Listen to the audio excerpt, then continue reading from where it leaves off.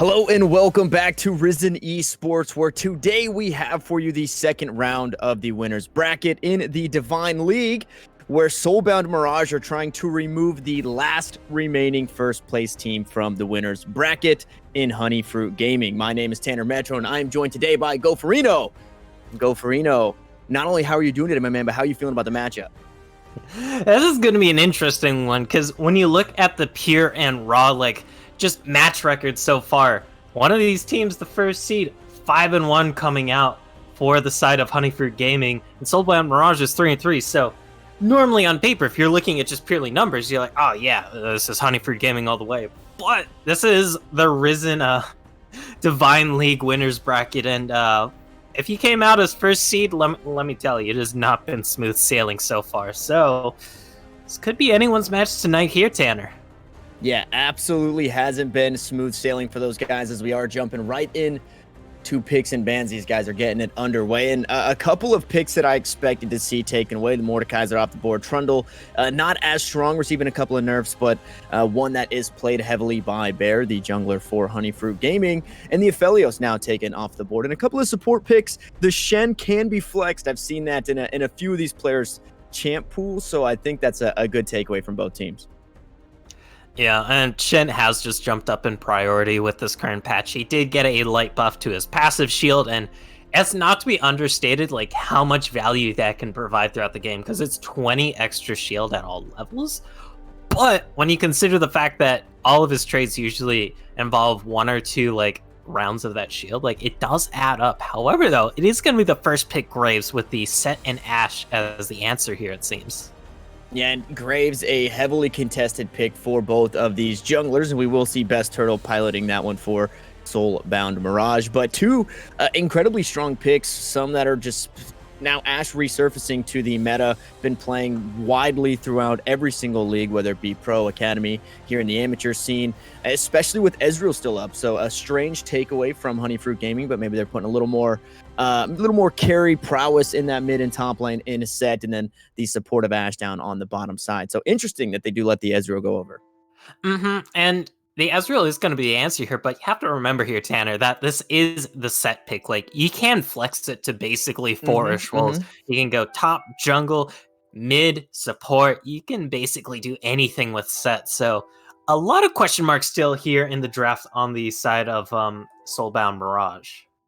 Yeah, and I did see one set game in Orbit's OPGG when I was looking for his champ pool and seeing what he was comfortable on, and that's their support, right? So you're absolutely right. That set could still be flexed around, and it's seen a whole lot of jungle set. We've seen a whole lot of that in pro play, and I think you can almost reflect directly off of pro play, right? If the pros are playing it, why shouldn't I as a jungler learn to play it? So absolutely a flex pick, and I think we are going to see a flex maybe down into that bottom lane. Could still go top, but Zach going to be the lock-in for the jungle here for Bear, and I didn't see that one on his champion pool, so that is kind of an X factor in this game, but a huge engage tool on top of the set jumping in and the Ashe arrow. That's the thing with Zach, though, because it's you have just so many angles of opportunity to gank from. However, though, we have already gone through the second round of bans here. That was quick. Very quick. Speed running quick even. Submit it to speedruns.com, and maybe you'll get featured in the top 100 leaderboard for pick and ban. Yeah, bans done quick for these guys. Kassadin, Galio taken away from the mid lane from Honeyfruit Gaming, and they're going to respect the support. They're going to take away the Thresh and the Bards. They don't want to see Havoc on either of those champions. His two most played, so I have to see what he chooses. Now, with the Pantheon locked in, I wrote this down, and the only person I wrote it down for was Orbit. So I do think that is a Pantheon support piloting next to the Ashe. So that should be the dual bottom lane, which pushes that set up top, which gives us, now we see the Gnar lock in from Soulbound Mirage. I would imagine there's no reason for that to not go top, which then pushes Sylas to the mid lane. And now we're starting to see how this composition is rounding out for Soulbound. But who does their support go to? Because as I said, the top two are banned away, and that's a spicy pick right there. It is definitely a spicy pick, since, you look at Sylas, you look at Gnar, both of those picks, they absolutely love going in. But Gnar, one of his historic problems as a top laner is you need to fill that rage bar, and usually he's not the best initial engager. Sure, you can potentially get that huge ass Gnar ultimate and just knock everyone into the wall, but it's always easier if you go in with a friend if you are the Gnar, and Alistar makes for one good friend if you are that Gnar pick. Makes for a really good friend, in the last pick going to be locked in. Yasuo to the mid lane into the Sylas. So we get the melee AD versus the melee AP in the mid lane. And if I'm this Sylas now, it was picked pretty early and arguably could be flexed around, right? They didn't see the Gnar yet, so that Sylas really could have gone anywhere. Probably going to get counterpicked no matter what on blue side. But there are a lot. I would say just about all of the ultimates on the enemy team are going to be pretty premier ultimates for Sylas to be stealing all game. And that's always one of the best feelings you have as a Sylas player. Like, you're eyeing up the enemy team. You don't have to decide whose ultimate you're going to steal. You're like, I can just steal anyone's ultimate and make a fine day. And, I mean, who's to argue with the man?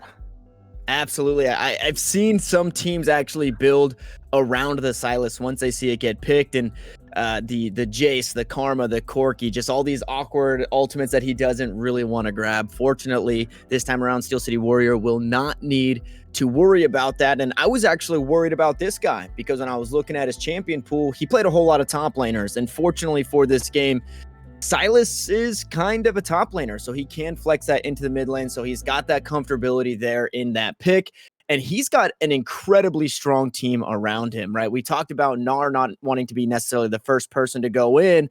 And Alistar does just have to run right at you. But if you steal an enchanted crystal arrow, or if you're Sylas and you take the Let's Bounce and you can find your way with the Abscond Abduct into the fight and then just start disrupting everybody, that's going to give Gnar the time to go mega and hit that Gnar ultimate that you're talking about. It's going to give Alistar time to stack up his passive on his E and find the stuns he needs to. And then you've got your two marksmen on the outside just picking people off. So I really like this composition. And I think the Sylas, although picked early, it really rounded out this composition really well. Yeah, because, I mean, honestly, it gives them magic damage they kind of desperately need, because when you're rocking double ADC, like, you really need some magic damage to pick up the slack, or else the enemy team, they just have a field day. They'll build the Tapos, they'll build the Randuins, and then next thing you know, you're not really doing too much for damage in the later stages of the game. However, that's not to discount the comp here for Honeyfruit Red, because they have a hell of a team fight here. They have a lot of ways to set up this Yasuo for success, and I mean, we all know, Tanner, like, what happens when a Yasuo gets rolling. Like, we all know, like, 10-0 Yasuo is one of the most obnoxious things to ever face in solo queue, because he can just kill everyone, seemingly survive everything, and then he just makes you have a bad time. Yeah, and so as we're seeing all this get locked in, it does give me some thoughts of maybe some flex picks around the map. So we'll have to see where these guys actually go, because like I said, Steel City Warrior, typically a top laner. Oppressed E-Boy does play the Sylas, so they could flex that and allow Steel City just to move on up to the top lane if that is where he's more comfortable. And then again, Sylas being a top lane champion, Oppressed E-Boy feeling comfortable on that champion could just bring it right on down to the mid lane. Now, I do say that with caution, right? Because I don't want to say that if you're a top laner, you could play mid easy, and if you're a mid laner, you could play top easy, right? You have so many avenues of approach that you have to worry about. And one of the things that you touched on briefly when the Zac pick was locked in, Bear, not only just in general finding so many avenues of approach, but on the Zac, that is one of a handful of champions, right? You have the Rek'Sai, you have the Zacs, just the slingshot from crazy spots, the walls that you don't necessarily expect. If you're overextended, on the red side, or I guess in this situation be blue side from top lane, he can come from behind your turret, your top lane tri-bush, if you are this Sylas up top. So I think there are so many windows for this Zac to gank now. And then he's got the follow-up for it, right? Yasuo hits level 6. All he has to do is hit the slingshot. He can follow up easy peasy. Set brings his own CC to the fight. Ash and Pantheon both bring their own CC. So I think Bear should have a really solid game here. And then the team fighting, like you said, on top of it. The Let's Bounce into the last breath there from the Yasuo. That's game right there, baby. Because we all know the Wombo combo potential that comes with a lot of these Yasuo comps. And then when you look at Honeyfruit Gaming here, I mean, they have such a nasty team fight combo here. Because if you land the Grand Starfall from that Panther and you land the Enchanted Crystal Arrow, you of course have the Showstopper, you have the Let's Bounce, and then that's not even to account for the Last Breath. Like, Honeyfruit Gaming, they can have absolutely explosive team fights here. And Soulbound Mirage, like, it might come down to a question of whether or not they can weather through the storm, I feel, since a lot of damage is very hard to deal with, especially with these picks from Soulbound Mirage, because sure, a Prestige Boy and the Silas will be semi-tanky, quote-unquote, like off-tank, and then Steel City Warrior will eventually get kind of tanky in the Gnar. It's just, they don't have like a dedicated tank. They don't have like an Ornn. They don't have like a Maokai who can just like take literally everything and then just walk out with half health, you know? Yeah, it all feels like it's in the hands of Havoc on this Alistar. Once he pops that Unbreakable, he will be the front line, but only for so long, and we'll have to see. Now, we talked about it briefly, Soulbound Mirage. They came into the playoffs at 3-3, and they were able to take down a first-place team that was 6-0 in 2-0 fashion to move forward. We also have across from Honeyfruit Gaming, a first-place team, the only remaining first-place team coming into the playoffs at 5-1. Now, it's a best-of-3 series, and it could go either way, but I definitely think Soulbound Mirage have a chip on their shoulder to go ahead and win this one out and try and knock out that last first-place team. Now, we do have to jump to a quick break, but when we come back, we'll be on Summoner's Rift for game number 1.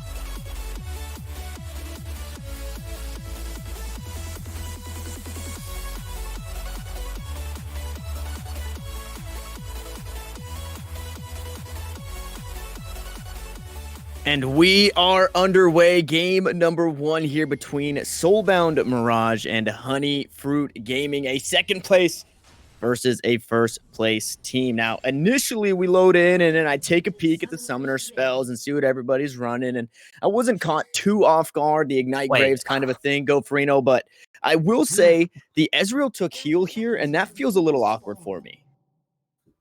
In some senses, yes, since usually on a lot of Ezreals, you will see the teleport, since it allows him to get those cheater recalls in lane. It allows him to just farm up to that tier point back and then just insta-teleport back to lane to keep the pressure up. But going for the heal here, what it's telling me is that he's more worried about the all-in potential of Orbit on this Pantheon and Yoo-Hoo on this Ashe. Like, primarily Orbit on this Pantheon, since Pantheon does a hell of a lot of damage, especially as an Ezreal pre-Iceborne Gauntlet. Like, it is nothing to scoff at. Although, maybe he could have made the case here for Noxjo. Maybe he goes to Cleanse instead, since having that Cleanse for the Enchanted Crystal Arrow, having it for the Pantheon stun, always very handy. Yeah, it would be nice to have that, but we'll have to see how the heal plays out in that lane. And as I said, everything else seems fairly standard. You've got the Ghost Flash on the set in the mid lane. And it actually looks like no. So they did do a little swappy here. Oppressed E-Boy was up top, but that Sylas will be in that mid lane, preferably against that set, I'm assuming. I don't really know those matchups too well, but you obviously never want to have a ranged into melee matchup, which Scuzzrat up top is going to be having to deal with, unfortunately, with this Gnar. We'll have to see if he can grow a lead in Steel Series, a Steel City Warrior, not Steel Series. That wasn't a plug. I take that back. As these junglers did start on opposite sides of the map. Yeah, we'll have to see where these guys end up for their specific lanes. Bot lane obviously looking really good for Honeyfruit Gaming to find a gank, right? Pantheon with the point and click shield assault, it just seems free. For sure, because it can't be understated just how powerful point and click CC is in this game. Like, in most reworks that we've seen and most new champion releases, if it's a point and click CC, it's usually either a slow or it has some conditional thing on it, like with the Phelios on the Gravitum Gum. You have to auto them first to get that mark down, and then you can like do the point and click root slow on them. It's wonky. But Pantheon, even through his rework, kept that shield volt, which gives him that free just point and click stun. So gonna be curious to see how that works out here in this bot lane, because Ezreal, of course, can very easily buffer that stun thanks to the Arcane Shift. Sure, he'll still get stunned up, but you'll get stunned up like about a flash's distance away compared to right in that Pantheon's face. Yeah, and the Ezreal did receive the nerfs to the Arcane Shift. I believe it was just a few seconds on the cooldown there, which obviously hurts in the early game, which I would hope that the Honeyfruit Gaming bottom lane looks to punish early, as the mid laners just going toe-to-toe. Their melee matchup just allows them to bang it out and walk away. That Kingslayer going to be helping Oppressed E-Boy stay nice and healthy and topped off in this lane. Now, Graves is still clearing, so Best Turtle still making his way through the jungle. Zach already picking up the bottom Scuttle Crab and maybe looking for a gank here. Another huge tool for the Zach, especially a diving tool, is his passive. Right? As long as he's got that, he's okay to go underneath that turret. And then you can even use your teleport to keep him alive if he does have turret aggro still, as Havoc actually going to go in, knocks Orbit underneath the turret. He already used the invulnerability, and that's first blood to the Soulbound support. And now the killer guy, unfortunately, maybe makes it out actually there. He hangs on to that haymaker, but a nice gank coming through. The ghost is blown, but the ignite used there from Best Turtle. Flash still available in the mid lane for this set, so I don't think he's too unhappy about that. Still though, first blood going onto this Graves, that ignite tank. Oh, there's the elastic slingshot from downtown as Bear makes his way in, and unfortunately, Oppressed E-Boy, he was feeling a little too confident with the low health bar, but the Haymaker, again, comes through. This set allows his jungler to find a kill, and now Best Turtle, the only thing he can do is farm. And as I say that, he goes in a little too soon. The teleport will finish, and it may be a kill traded back. The killer guy he's actually just going to be able to walk away. The Abscond Abduct didn't land, and the set stays alive. 2 kills for the Zac, and now this Honeyfruit Gaming bottom lane trying to make it more for this team. The invulnerability is there. Heal's going to be used. Ignite already used in this fight. Yoo-Hoo trying to run away. Minions are aggroed, and the Havoc just running right in his face. Noxjo, he's staying safe. Doesn't want to jump too far forward, but he should be able to pick up one for himself. He tosses out the Mystic shot and grabs one on the enemy support. So 1-0-1 on this Ezreal. A scrappy fight, but it looked like Soulbound Mirage trying to turn it around. God, and Orbit, this is why I'm a Yuumi main myself, because, like, when you're Pantheon support, you have to go super aggressive. You have to make those early kills work, but it backfires so horribly on him. And that's now putting this Pantheon behind in lane, and you pick Pantheon support to get ahead. This is the opposite of getting ahead, Tanner. This is the opposite, and really good plays by Havoc to punish the aggression, right? In that early play, they had already used the Aegis Assault with the E, which makes Pantheon invulnerable to attacks in front of him. Once that was down, Havoc was able to get him into turret range, land a few turret shots, drop the Ignite, and find the kill. And now Havoc trying to stay proactive here. He doesn't just want kills in the bottom lane. He's got that Hex Flash trying to find it in the mid lane, but unfortunately, the wave not in their favor to find a gank, and they will just walk away. Now, Dragon is available. It is going to be Cloud Drake for the first one of this game, and there's some pretty good ultimates. We talked about Silas stealing some ultimates, but you would definitely love to have the cooldown to help your engage here from Honeyfruit Gaming. And it is going to be so nasty to see that, but there's a Headbutt Pulverize. Yeah, they do find it. The Showstopper comes out, tries to close the gap underneath his own turret, and bottom side, the AD carries going toe-to-toe, and Noxjo has the damage. Yoo-Hoo sat down. 6 feet under goes that Ashe. She finds her first death in this game. Pantheon, unfortunately, roaming up top, could not help his AD carry. Oof, and that's unfortunate. Now this bot lane here for Honeyfruit Gaming, 0-3. That is absolutely horrid to be in. Thankfully, the Ashe will scale, but won't match the Ezreal in scaling, even with this Manamune build coming out. And this Ezreal getting these 2 early kills, that 1 early assist, being able to keep even in the CS here, Tanner, that means this Ezreal is going to be very accelerated this game. It means he's going to get his Manamune that much sooner. It means he's going to finish stacking it that much sooner. And boy, oh boy, Ezreal on his 2-item power spike, that is just such a potent force. And now, so with this lane going the way of Soulbound Mirage, right? Ezreal picking up a couple of kills, the Pantheon Ashe not being as effective as Honeyfruit Gaming had assumed.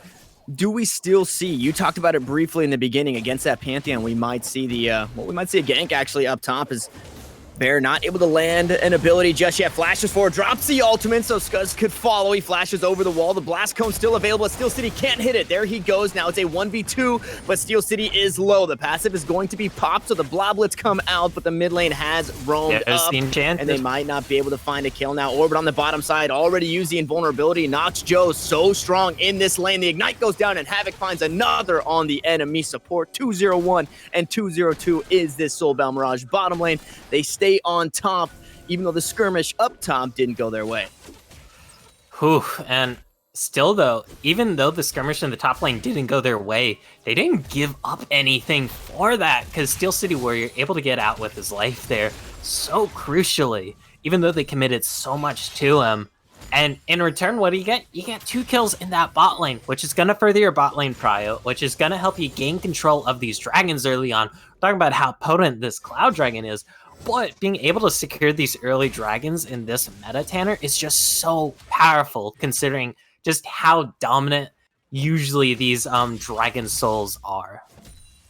And these guys looking to fight it out and farm champions rather than the objectives early in this game. Rift Herald also has spawned, and it's been on the map here for about a minute. We'll have to see which of the junglers is first to the punch on that one. I don't want to say it's necessarily easier to take by yourself, but both of these junglers do have their escape tools, and you're not having to worry about being on the bottom side of the map and getting collapsed by 2 people. It's typically just the top lane or the mid lane that will roam to that one. And speaking of the mid lane, these guys just still duking it out, the 1-2 and the biscuit. There's Orbit gets knocked on the wrong side of the wall, still has the flash available, and a little premature maybe on the shield assault, or the Aegis assault rather. It seems like he's using that invulnerability in weird times. You know what works so true. He lived. Orbit not going down once again on this Pantheon, already having a awful time being 0-3, and sitting on that double longsword when this enemy, Ezreal, Noxjo, already has that Ninja Tabi, most likely going to be getting that Iceborne at some point to this game. This Pantheon, it is not going to be paying off. He's going to be a bit of a stun bot in the other parts of the game. Maybe he's going to be able to use that on Grand Starfaults or roam to other lanes, but he's basically going to be relegated to point and clicking on people with that stun. Yeah, and he's actually going to a damaging build in that lethality, as we do see Honeyfruit Gaming do secure the Rift. Herald Havoc is up here, tries to find the stun. Now the slingshot may be available. He does get over the wall, and Bear will be nice and safe for now. Yasuo, though, getting run down. Scuzzrat trying to escape this Gnar, but he's very quick after landing those passive procs, and the auto attacks might be enough, but there's the mid lane coming through, and Turtle can't find the snipe. As Killer Guy finds the first kill for himself. They're trying to make it another. Scuzz finds one on the back end of that ultimate, and now Havoc in a bad spot. They do have the set ultimate in their back pocket from the hijack, but what can oppressed E-Boy do when he's getting CC? The Haymaker comes down, finds quite a bit of damage and a nice shield there. There's the ultimate coming out from oppressed E-Boy, but he doesn't have the health on the back end of it all, and he will fall, but the shutdown comes through. Noxjo roams up to the top side of the map, now stuck in a 1v2. His support is dead. The Ignite is on, and it's a double kill, but he has to be careful because Set is running him down. He flashes the Haymaker and looks to go back in. The Mystic Shot goes wide, unfortunately. We'll see who gets too aggressive, and it's Killer Guy getting way too aggressive now. Unstoppable on this Ezreal, and you talked about the 2-item power spike coming through. Well, this guy's pretty dang close. God, and this, he rushed the Tablies too, but you have to keep in mind, there's the teleport, there's the Adept. Oh, the teleport comes down, and Orbit forced to sacrifice his own life. Had the flash, but knew it would be useless to use it to try and get away. His Ashe walks away from that one, but now, unfortunately, this Pantheon is 0-4-0 early in this game. Just, you hate to see it, honestly. Like, Orbit and Yoo-Hoo, they're like, all right, you know what? We just saw a bunch of them top. We can go for this. No. That's not the case here, Tanner. Like, there's the teleport from oppressed E-Boy. Best Turtle is also in the bot lane. So what are they to do there? Like, just drop over and die. And sadly, it is Orbit giving up his life. Letting his 80 carry at least make it out. So a little bit of silver lining there. But still, it is a bit of a trash-covered lining overall. Yeah, now, if you are this Honeyfruit Gaming squad, you're probably telling Orbit, hey, let's chill out a little bit, play a little bit safer, let Bear do what he does best, and that's gank any of these lanes. As the ult was hijacked, but it didn't matter. Unfortunately, oppressed E-Boy not able to get it off, and Yoo-Hoo finds his first kill of the game. And the gold lead, they're down in kills, but they're up in gold. Honeyfruit Gaming, they just need to stop this Ezreal from just power scaling through this early game.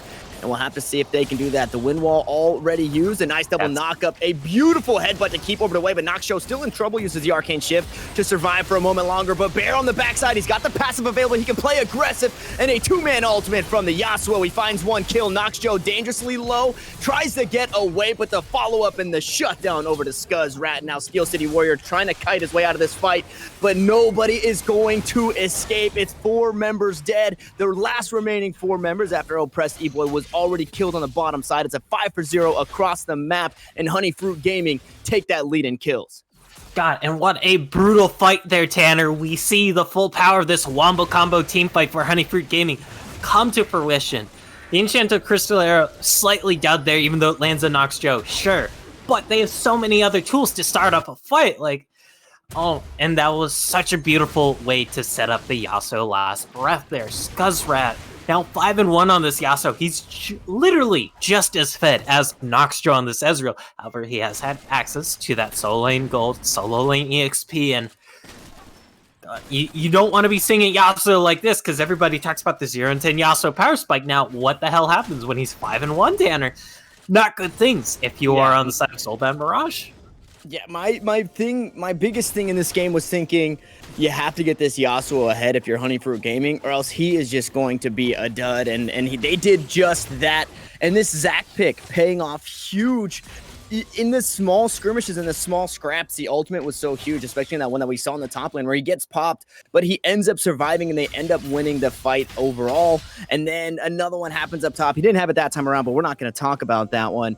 Now, you talked about the solo lane experience and the solo lane gold, right? For Scuzzrat having the same exact scoreline and pretty similar CS, he does have a level advantage and he is up 300 gold over that Ezreal. So it's that extra dagger that he has in that inventory. It's, or I'm sorry, the extra Dorn's Blade that he has in his inventory. Just those minor leads are what pushed this Yasuo over the top. Now he has that completed Phantom Dancer. He's going to be that much harder to kill. I will say in the favor of Soulbound Mirage is the 500 gold bounty now on his head that was already removed from Noxjoe in that last fight. Whew. And if anybody picks up that bounty, especially if it's either Best Turtle, E-Boy, or Noxjoe, that is going to be a very, very strong thing to be dealing with, because 800 gold in a carry's pocket, that is nothing to scoff at. As that Infernal Dragon was picked up, Scuzzrat is looking for maybe a potential engage. A pressed E-Boy also getting a little engaged on, but everybody's going to get Hunky Dory. Never mind that. Oh, Hunky Dory, you cursed him. Go for Reno. And now Chingbear trying to get away. He does do just that. Has the passive, so can go for those dives, and we are seeing in that one play alone how strong this CC is for this team. There is no way out for this Sylas, who typically is pretty survivable, right? He has his own dash. He can then look to chain maybe over a wall, drop the Kingslayer, heal up. There was none of that. It was Zac, it was Arrow, it was Pantheon, it was dead, and they find another kill for their jungler, who has a completed Spirit Visage, has a Ninja Tabby, so any of this hybrid damage coming through is going to be so hard to deal with. He's got a 2-level lead here over Turtle. The Graves is such a strong jungler right now, but the Zac is so far ahead. He chunks 60% HP and then walks away for free. Although I do want to kind of call it the Spirit Visage from Bear. Like, sure, he's doing really well. He's super far ahead and can get a luxury purchase like this, but when you look at the enemy team comp here, like, Spirit Visage is really only blocking damage primarily from a pressed E-Boy. Like, imagine if that was a Randuin's Omen here, Tanner. Like, that would so hard shut down Steel City Warrior, Turtle, Noxjoe, even a pressed E-Boy to an extent. Like, just being able to reduce their auto attack speed is just so massive. And the Spirit Visage, while definitely nice, it does synergize with Zac's kit. It will decrease E-Boy's damage, but maybe it is a slight miscalculation in that itemization. Yeah, it definitely helps to have eventually, right? Just for the passive and healing up in the team fights from his blobs. But I think you're completely right. Having a little more armor, or even something that could deal with the Ezreal just poking you from downtown, making damage go back to him, right? Working towards that Thornmail, something like that.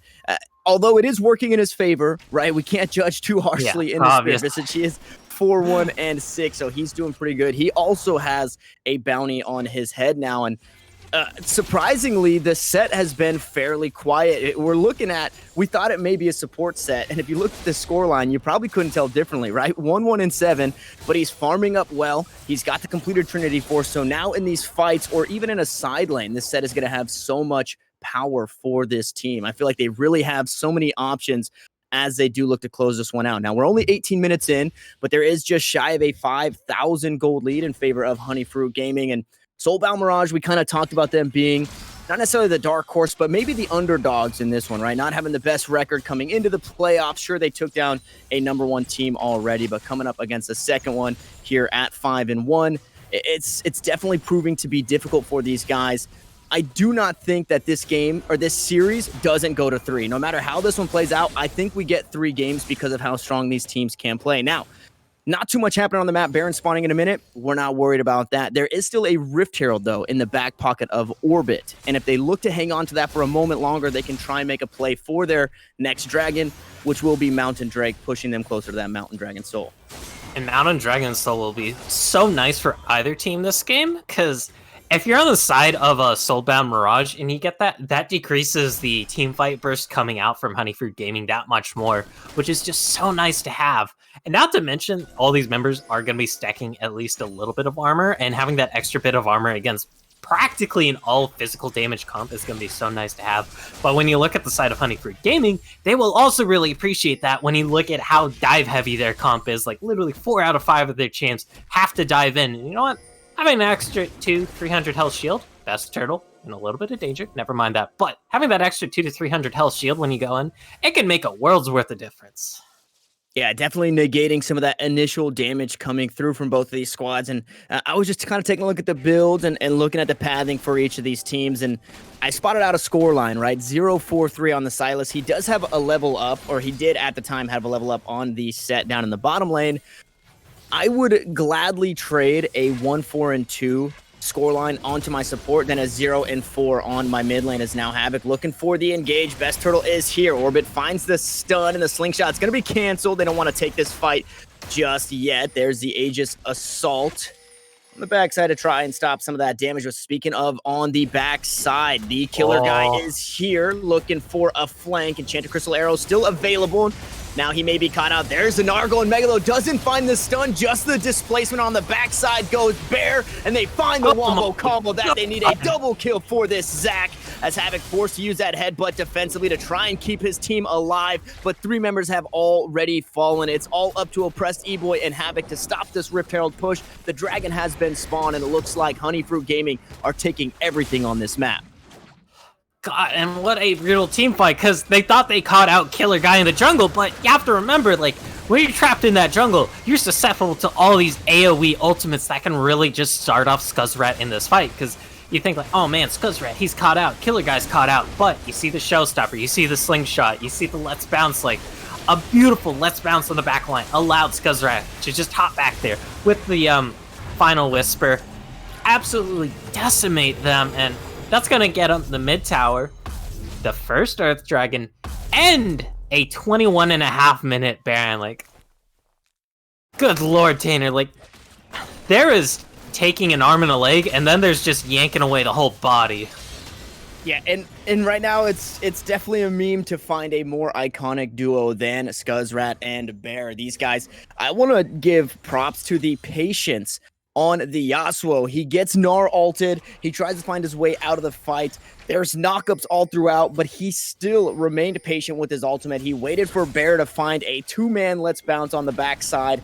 Then he went in and they picked up a double kill for their jungler. So absolutely huge. And when we talked about the build for Bear, we said maybe a little bit of armor, buddy. Well, when you're picking up double kills left and right across the map, you can go back and buy items in full, which is what he did. He now has the Thornmail in his inventory, and in the 3v2, we'll see if they can still get it done. Turtle taken dangerously low. Scuzzrat finds one on the enemy Gnar. The snipe comes through, but that's his own snipe that he tried to dodge, which ends up leading to his death. And Havoc now tanky in the front line, but taken into the back line. Underneath the turret they go. It's a 3v4 underneath this tier 2 bot lane turret as Oppressed E-Boy goes down, and Bear wants more, trying to find Nox Joe. It's a 3-for-0 thus far, but he doesn't have any backup. He still finds one now, unstoppable. And Nox Joe has to do what he can to try and stop this push, but it's 5 members standing strong with Baron sieging this base. Bear goes back in on the back line onto Nox Joe on this Ezreal. 1 more second and Steel City Warrior will make his way into the fight, so it should just be the inhibitor and the fight going the way of Honeyfruit Gaming. God, and everything is going their way here, Tanner. Like, they got both, no, 3 towers actually, if we include the bot one and the mid inner turrets, not to mention that inhibitor. Like, this is so early for an inhibitor, and it just speaks to how dominant this is, because it was initial 3 versus 2. They thought they had the pick. What? When you're all clumped up like that, Bear, that's an easy slingshot. Scuzzrat, that's an easy last breath. And God, when you're clumped up like that against this Yasuo who has that 2-item power spike, he's gonna shred you. Orbit does find out Turtle here. I don't know. Yeah, it doesn't look like it is gonna be a kill here. A lot of members backing him up. Either way, they're both these teams just kind of posturing around, since Baron is probably gonna be the next thing on the menu here when... Oh, wait. Still have 3 minutes till the next Baron. I thought we had a little bit less. Kind of speaks to how fast-paced this game is.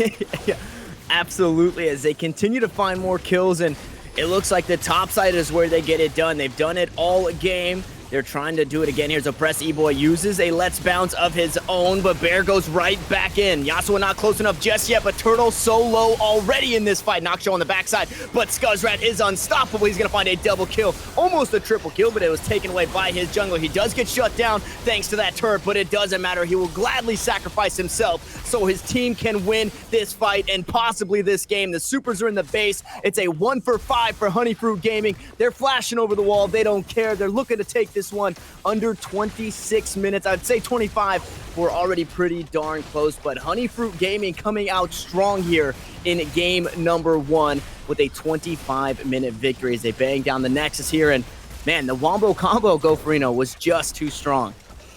Yeah, like, there was literally nothing they could have done on Soulbound Mirage. It's like, I thought in Champions Select, okay, Graves, he has the quick draw. Ezreal, he has the arcane shift. Like, that should be fairly decent. They can start fights on their own, but time and time again, we saw Bear, we saw Killer Guy, just able to set up those flanks, able to set off those picks, and once you get the first knock up, then all of a sudden, there's an 8-2 Yasuo just hopping on your backline and absolutely destroying everyone and their mothers on your side. Yeah, absolute domination here in game number 1. A 25-minute victory for Honeyfruit Gaming. And after that one, you really have to think, right? You got a few power picks, you got some comfort picks, but it wasn't enough in this game. And Nox Joe didn't have what it takes to carry. He didn't put his carry pants on, unfortunately, or he put his carry shorts on, but not the carry pants, and wasn't able to get it done in this one. Now, it is a best of 3 series. And we know that in the last series, Honeyfruit Gaming, they went 2-1 and they ended up winning it. They went all 3 games. Soulbound Mirage now in a little different waters here. You know, they won their last series 2-0. Now they're on the back foot and they have to try and find this reverse sweep in the next 2 games. And we'll have to see if they can do just that. Now we do have to jump to a quick break while these guys go back to the drawing board and figure it out how to get it done for game number 2. But when we come back, picks and bans here between Soulbound Mirage and Honeyfruit Gaming.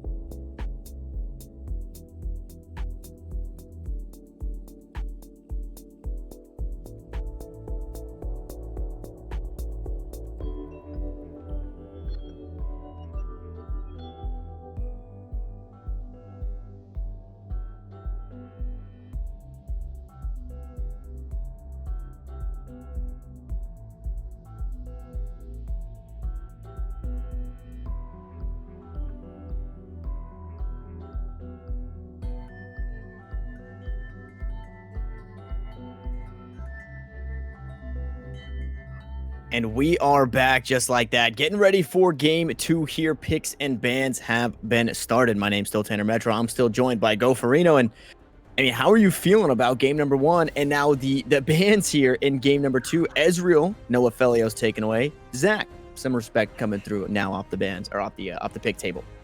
And I'm not too surprised at the Zach ban here because Bear just set up so many plays once he eventually got rolling on it. Sure, it was a little bit of a slow start. We didn't see too many early ganks from him because Zach, usually likes at least a few points in the elastic slingshot to actually get a beefy range on it before ganking. Either way, though, set up so many plays that does open up, though, the insta-lock first pick Volibear here for Honeyfruit Gaming. Volibear just such a strong pick this patch.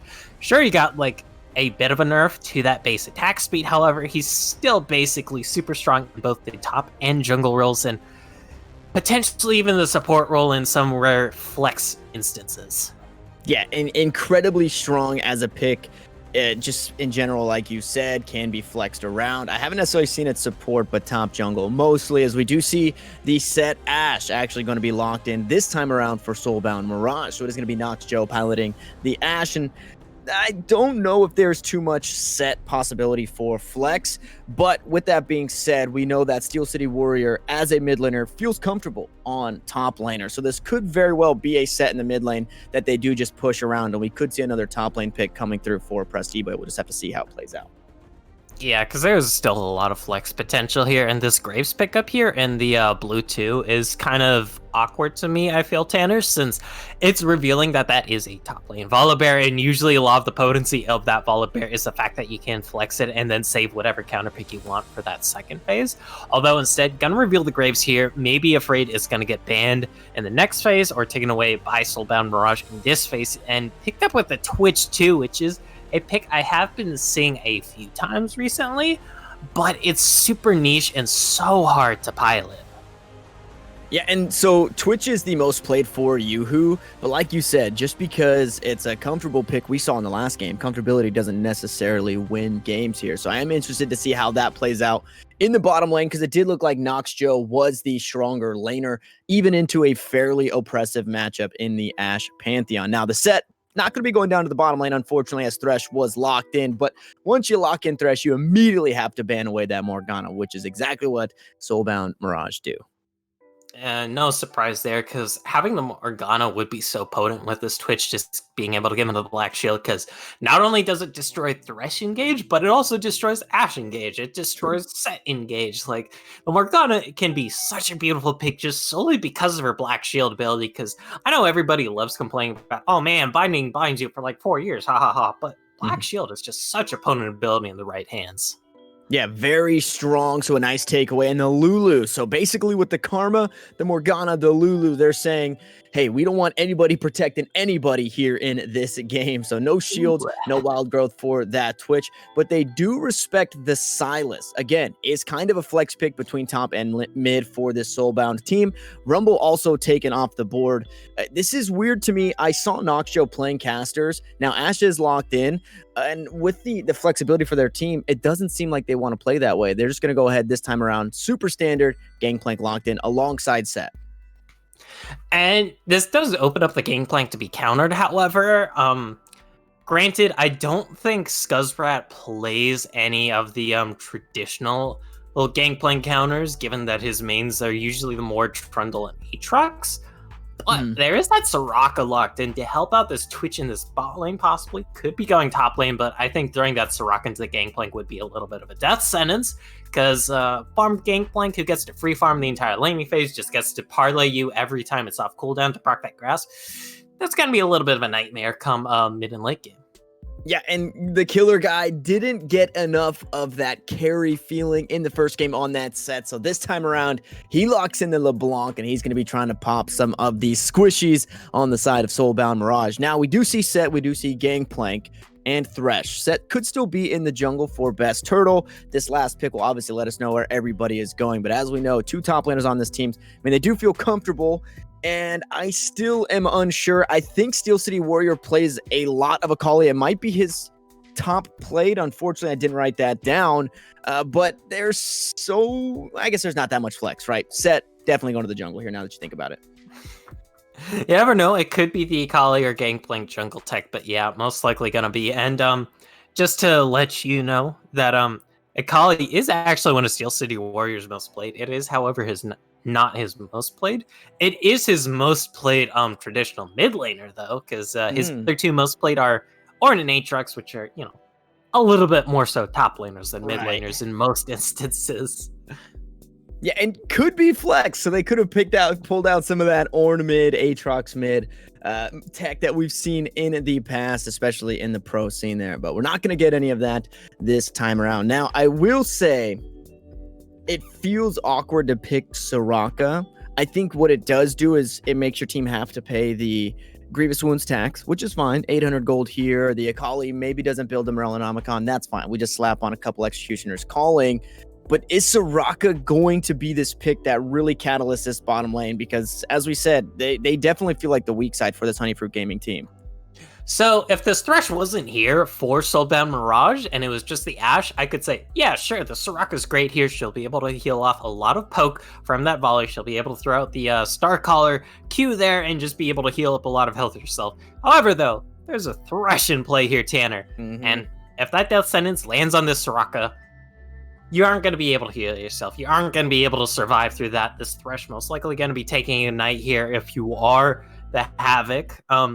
I'm kind of expecting the Ignite here at least, because not taking Ignite versus Soraka in lane is a little papega, to say the least. So I'm curious to see how it works out, because Soraka, we have been seeing a lot of Sorakas recently go for the Guardian, go for the Barrier, or even heal in that bot lane, just to give her that little bit of extra flexibility. I think I should save this name to champion pun-esque joke for the game, but I'm just going to bring it up. Yoo-Hoo's name is Yoo-Hoo, and Twitch is a champion that goes invisible and pops up, and I don't think he yells Yoo-Hoo, but that's a pretty Yoo-Hoo champion, if you ask me. So I'm looking for this guy. If he does start to get behind in lane, or is he starting to struggle, maybe he starts to make some roams, right? Twitch jungle is a thing in solo queue, and if you're, piloting the champion, you're comfortable in the champion, and you know how to work this guy around the map, I think Yoo-Hoo has a huge pop-off game here on this Twitch. Yeah, that's the thing, because the reason we don't typically see Twitch, at least in the bot lane, roll in most metas in these past few years is because his laning is just really, really weak. But that's to compensate for the fact that his mid and late game are just so strong with his pick potential. Because he popped the invisibility, or camouflage ability. Doesn't have the exact same ring to it, but you're able to just wander into a lane, because I played a lot of Twitch at Canada, and max rank, that invisibility lasts 15 seconds. That is just so much time to play with. You can get behind the mid laner in the mid game, just absolutely destroy them with your own mid laner, and you can set up so many nasty plays with this Twitch. So it's going to be a question of whether or not Yoo-Hoo can get out of lane safely on this Twitch, or if it's just going to completely crumble in the lane. Noxjoe and Havoc just going to absolutely devastate them, come out with a kill lead, come out with the CS lead, come out with a plate lead, and this Twitch not going to be able to do anything. That's going to be what I'm going to be looking at here primarily. Yeah, it feels horrible getting behind on the Stinky Rat, unfortunately, but we do know that the team around him does have a whole lot of carry potential. One thing that I'm afraid of with this double marksman comp now for Honeyfruit Gaming, we talked about the lack of a front line for Soulbound Mirage. Well, this time around, it's Honeyfruit who don't have a huge front line. Do you think Scuzzrat likes to play the carry style, right? Obviously a Yasuo player. Do you think we see the on-hit Volibear up top, or does you think Scuzzrat knows, hey, I'm on tank duty this game, and now it's up for the rest of my team to carry behind me because I'm playing Volibear? I do fully expect at least the press the attack rune coming on the top lane. I wouldn't be surprised if we potentially see a first item for damage here in this top lane. Maybe he goes for the Triforce first, maybe he goes for a Hydra item first. Who knows? But I do know that Scuzzrat, he is going to eventually want to pivot into a tank. You can't build full damage on the Volibear. You have to build some beefiness, and especially when you are your team's sole front line, you're going to kind of have to do that. And we'll have to see if Scuzzrat has the same mentality that we do if he's full carry mode after that Yasuo performance that he did have. I'm also interested in the jungle top. Do they still continue to play around Scuzzrat on this Volibear with this Graves pick now, or is it going to be more transition down to the bottom lane? It looks like they should be pretty safe on the side of Honeyfruit Gaming with that Soraka in their back pocket, but we do know that Noxjoe and Havoc, they like to play aggressive and they like to get kills early. Unfortunately, we don't get to see it all played out right now. We do have to jump to a short break, but when we come back, we'll see if Honeyfruit Gaming can get it done in 2 or if Soulbound Mirage still got some fight left in him.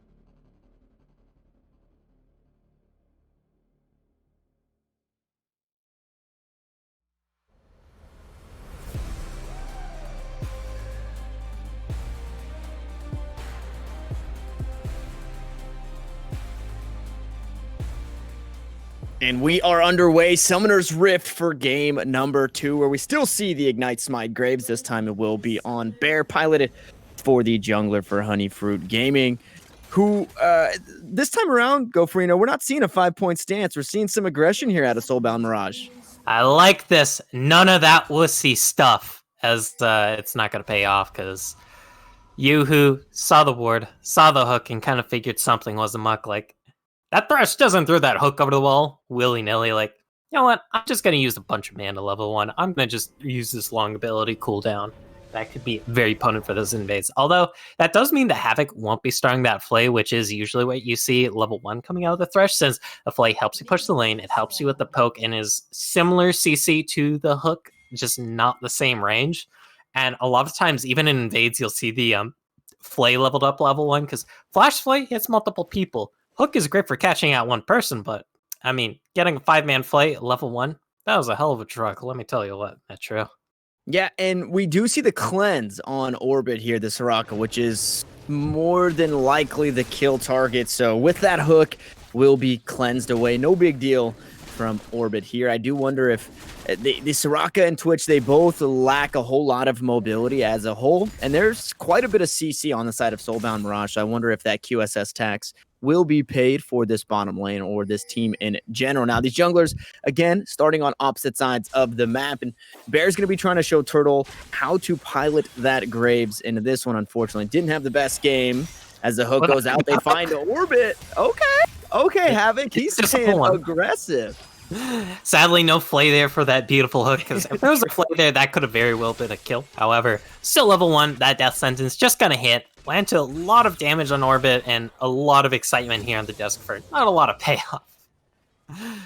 Yeah, we do like that. We take those every day of the week. Havoc showing us that he is completely accurate thus far on the Thresh. And they did ding level 2 first, but the lane obviously pushing this Honeyfruit Gaming bottom lane underneath the turret means they can't really look for any more fights on the back end as they hit level 2 themselves. Now, there's quite a bit of CC across the map for both of these junglers to find healthy ganks or efficient ganks. The cleanse is still available. Orbit respecting that one, and there's the flash play you're talking about. They find the slow, the hook onto Yoo-Hoo, and he doesn't have the cleanse. He has the heal, but unfortunately he will fall. First blood over to Best Turtle. He's taken his performance from last game, he's flipped it on its head, and now he's staying very proactive on this set in this one.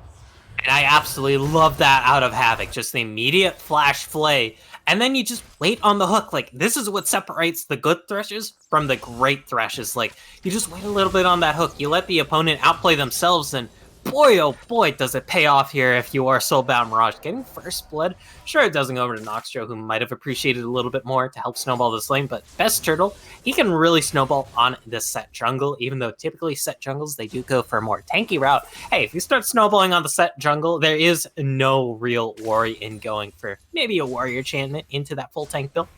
As set, he can still put out fair damage.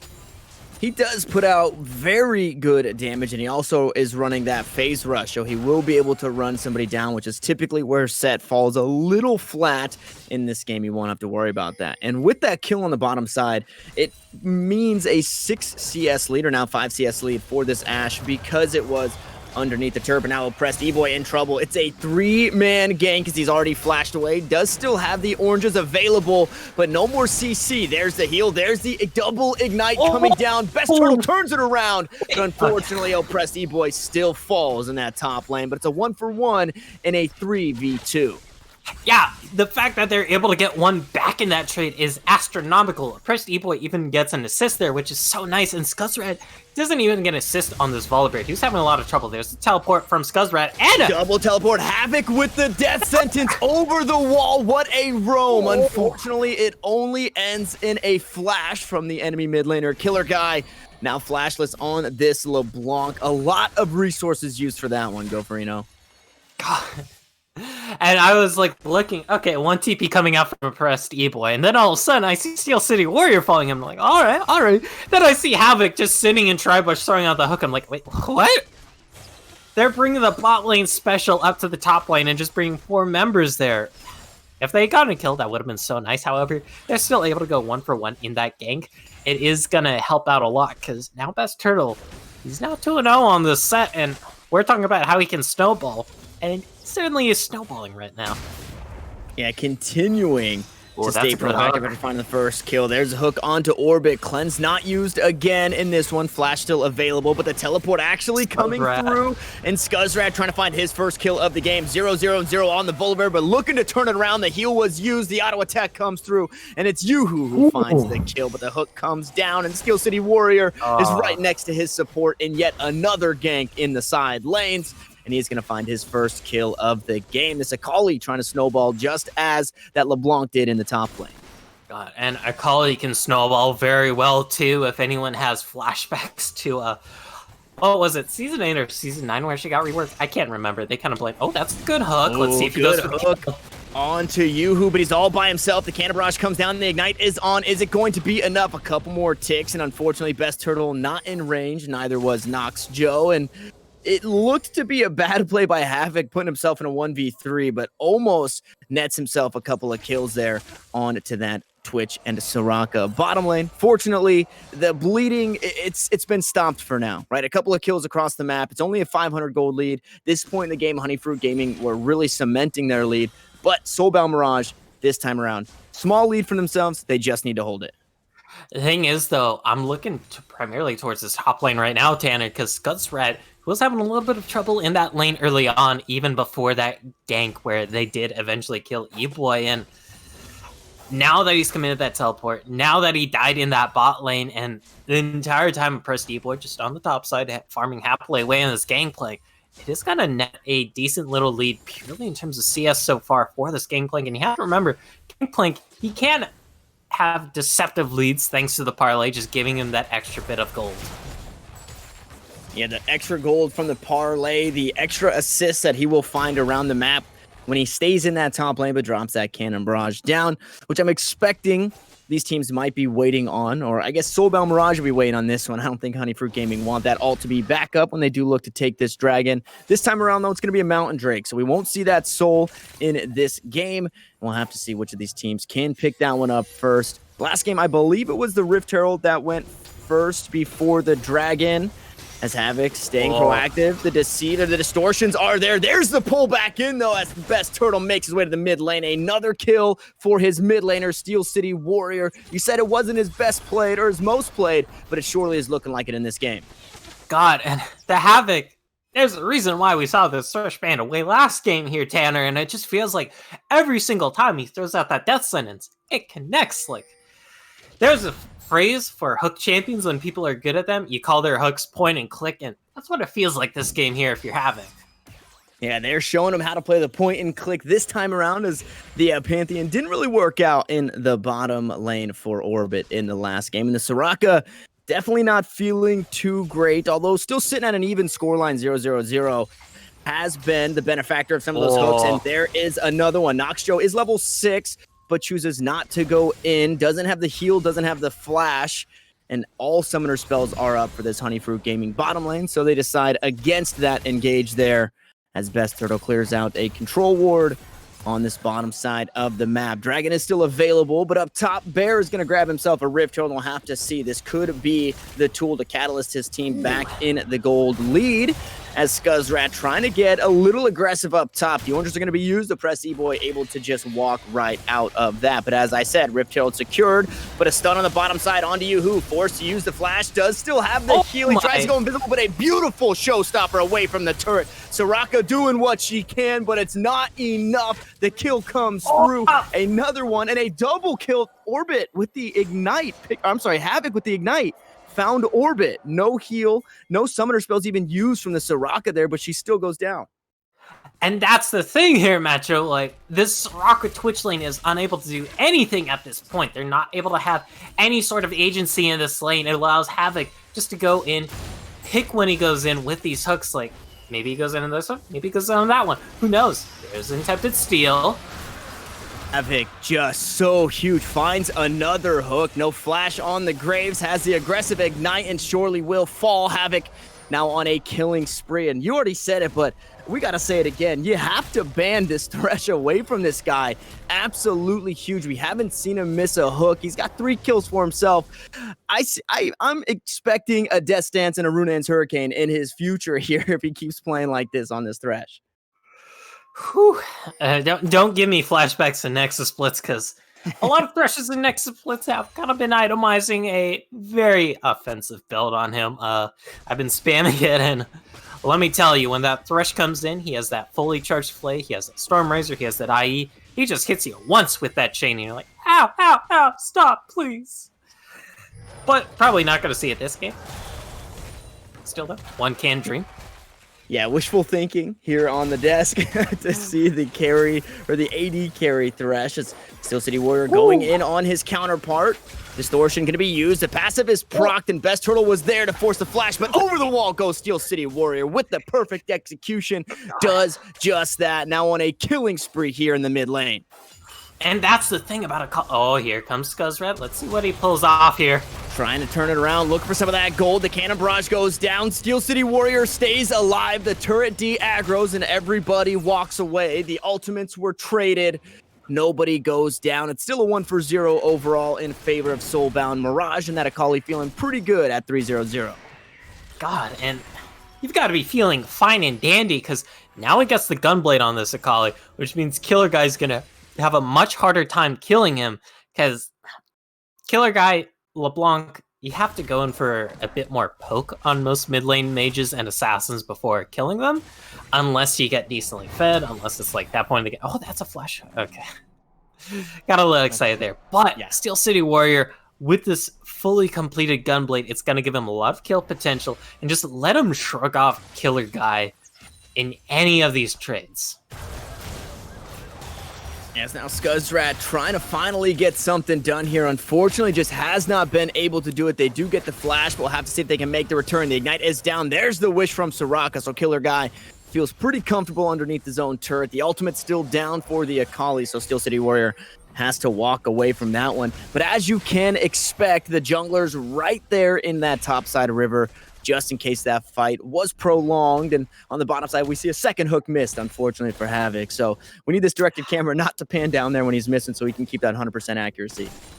That's the thing, though, with directed camera, Tanner, because unless it's a literal 5 versus 5 huge team fight a lot of the times. Oh, here's a little bit of a gank in the top lane. Yeah, gank in return for Scuzz, but he's able to turn the sirens on and boogie on pass. Everybody has to stop for him as he makes his way underneath the turret. Turtle, though, a huge props to this guy. He's been so proactive, literally just running into each lane. And sure, he's down in CS. That's to be expected. The Graves just farms so well that the 20 CS lead doesn't really matter when you've got a 2-kill and a 3-assist lead. As he uses that Hex Flash to get in. Ethereal Chains is there. Havoc unfortunately misses the hook, but the ultimate from Bear used there defensively to get over that Raptor Pit wall. And again, everybody walks away, but you keep throwing stuff at the wall and something eventually is going to stick. So if Turtle keeps being proactive like this, trying to make plays, they're going to find the kills.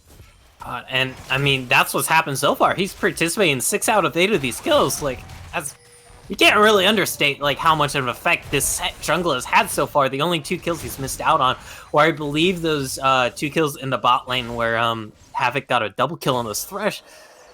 Whew. And still, though, I mean, technically, that Rift Herald does somewhat pay off here for Honeyfruit Gaming. They were able to get that charge down on that mid turret. They were able to pick up this place before they expired. So a little bit of extra gold in their pockets. Definitely not going to hurt.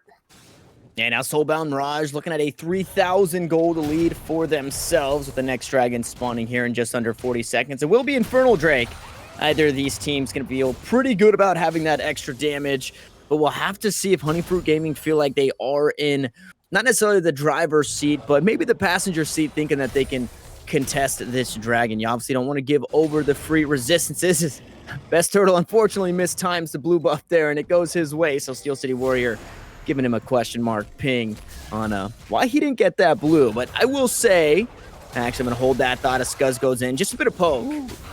And now Killer Guy, this guy's been so aggressive. The arrow comes through. The hook will land. Surely there's no way out. And Turtle finds another. The skirmishing just doesn't stop. And that's exactly what we're talking about. You keep throwing stuff at the wall, something will stick, and they find the kill. And what a beautiful time to be picking up a kill here, Tanner, because the Infernal Dragon's on the Rift.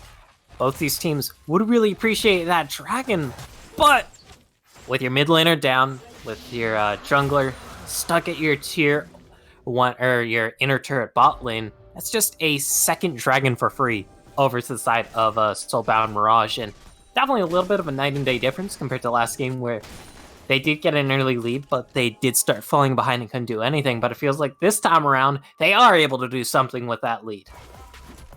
Yeah, they are doing exactly what they need to, as we've got a couple of score lines looking at 3-0-4, and one of them on the support here. Havoc needs to be careful, right? It's a 3,000 gold lead still as the teleport comes down. It's Steel City Warrior making his way in. Cannon Barrage as well, but Bear is here to detour the push for now. The hook goes wide as Yoo-Hoo was invisible, but Scuzzrat teleported in himself. Can they turn this fight around? Ash makes his way down. 2 members still on the top side, so it's a 5v3 as the shutdown comes through. Collateral damage onto Havoc will net some gold for this Graves as they do let Steel City Warrior walk away from this one.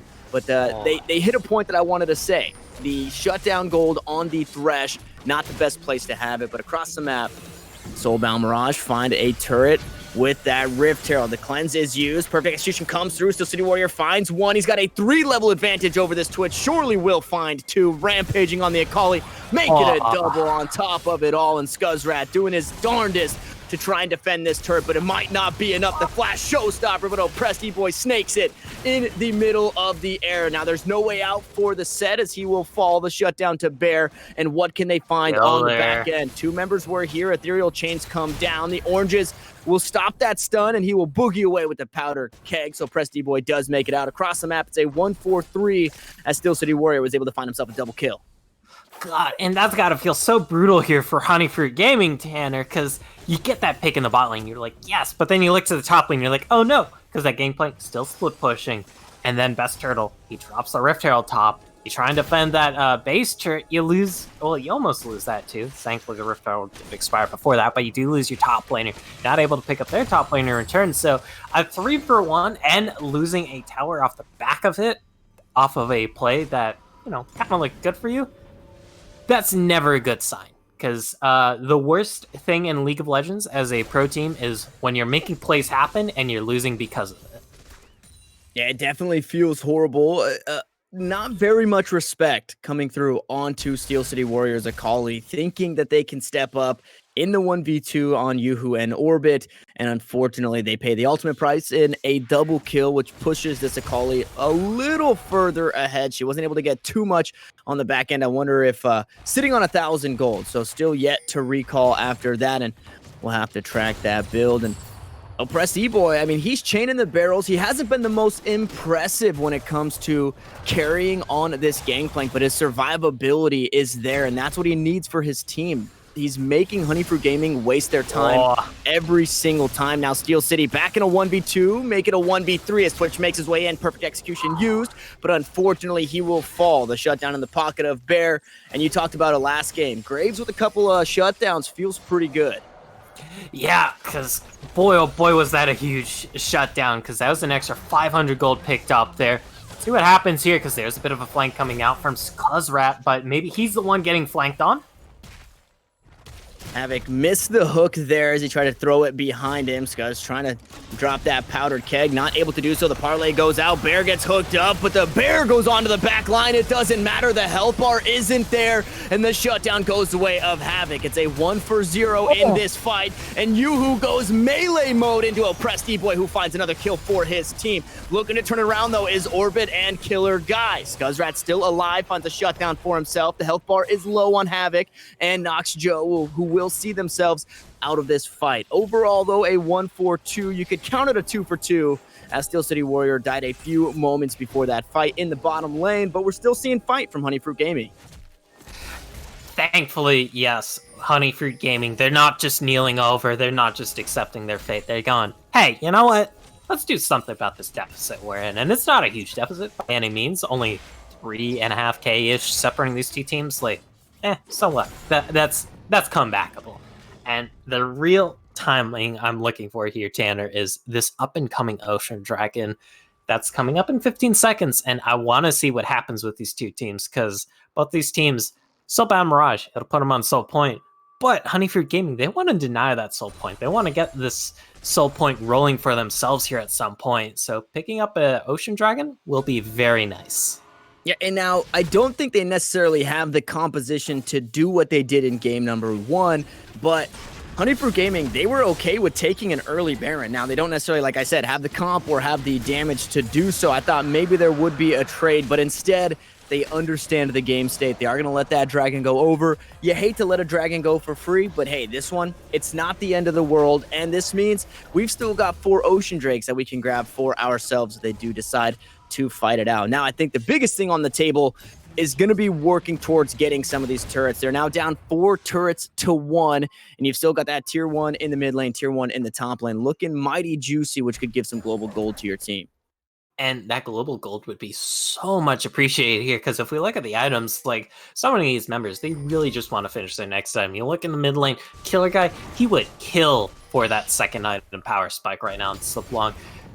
Bear on this Graves, he would absolutely love to have this Phantom Dancer on the Graves for that extra bit of shield. Then, of course, just having all the extra resists in the world you can on Scuzzrat for this Follow Bear is going to be very much appreciated too. So they can just wait it out. The next time the dragon does come up, they do have to contest it, because giving over an Ocean Soul for free is always a little papega. Bear coming in this top lane. Yeah, Honeyfruit Gaming looking for another kill here on the solo laner, but Bear taken solo. He gets followed up. There's the kill coming through in the 1v2. The perfect execution used. And now Killer Guy, the one in trouble after his jungler has died. It's quickly turned into a 3v2. Maybe make it a 4v2 as Havoc looks for the hook. He finds it onto Killer Guy, and he just can't miss when it matters. The distortion is there to stay alive. Scuzzrat forced to use the Stormbringer to stay alive himself. The hook unfortunately falls a little short, and it's just 1 kill going over, but so many abilities used in that fight defensively on the side of Soulbound Mirage. Now, Killer Guy still isn't safe.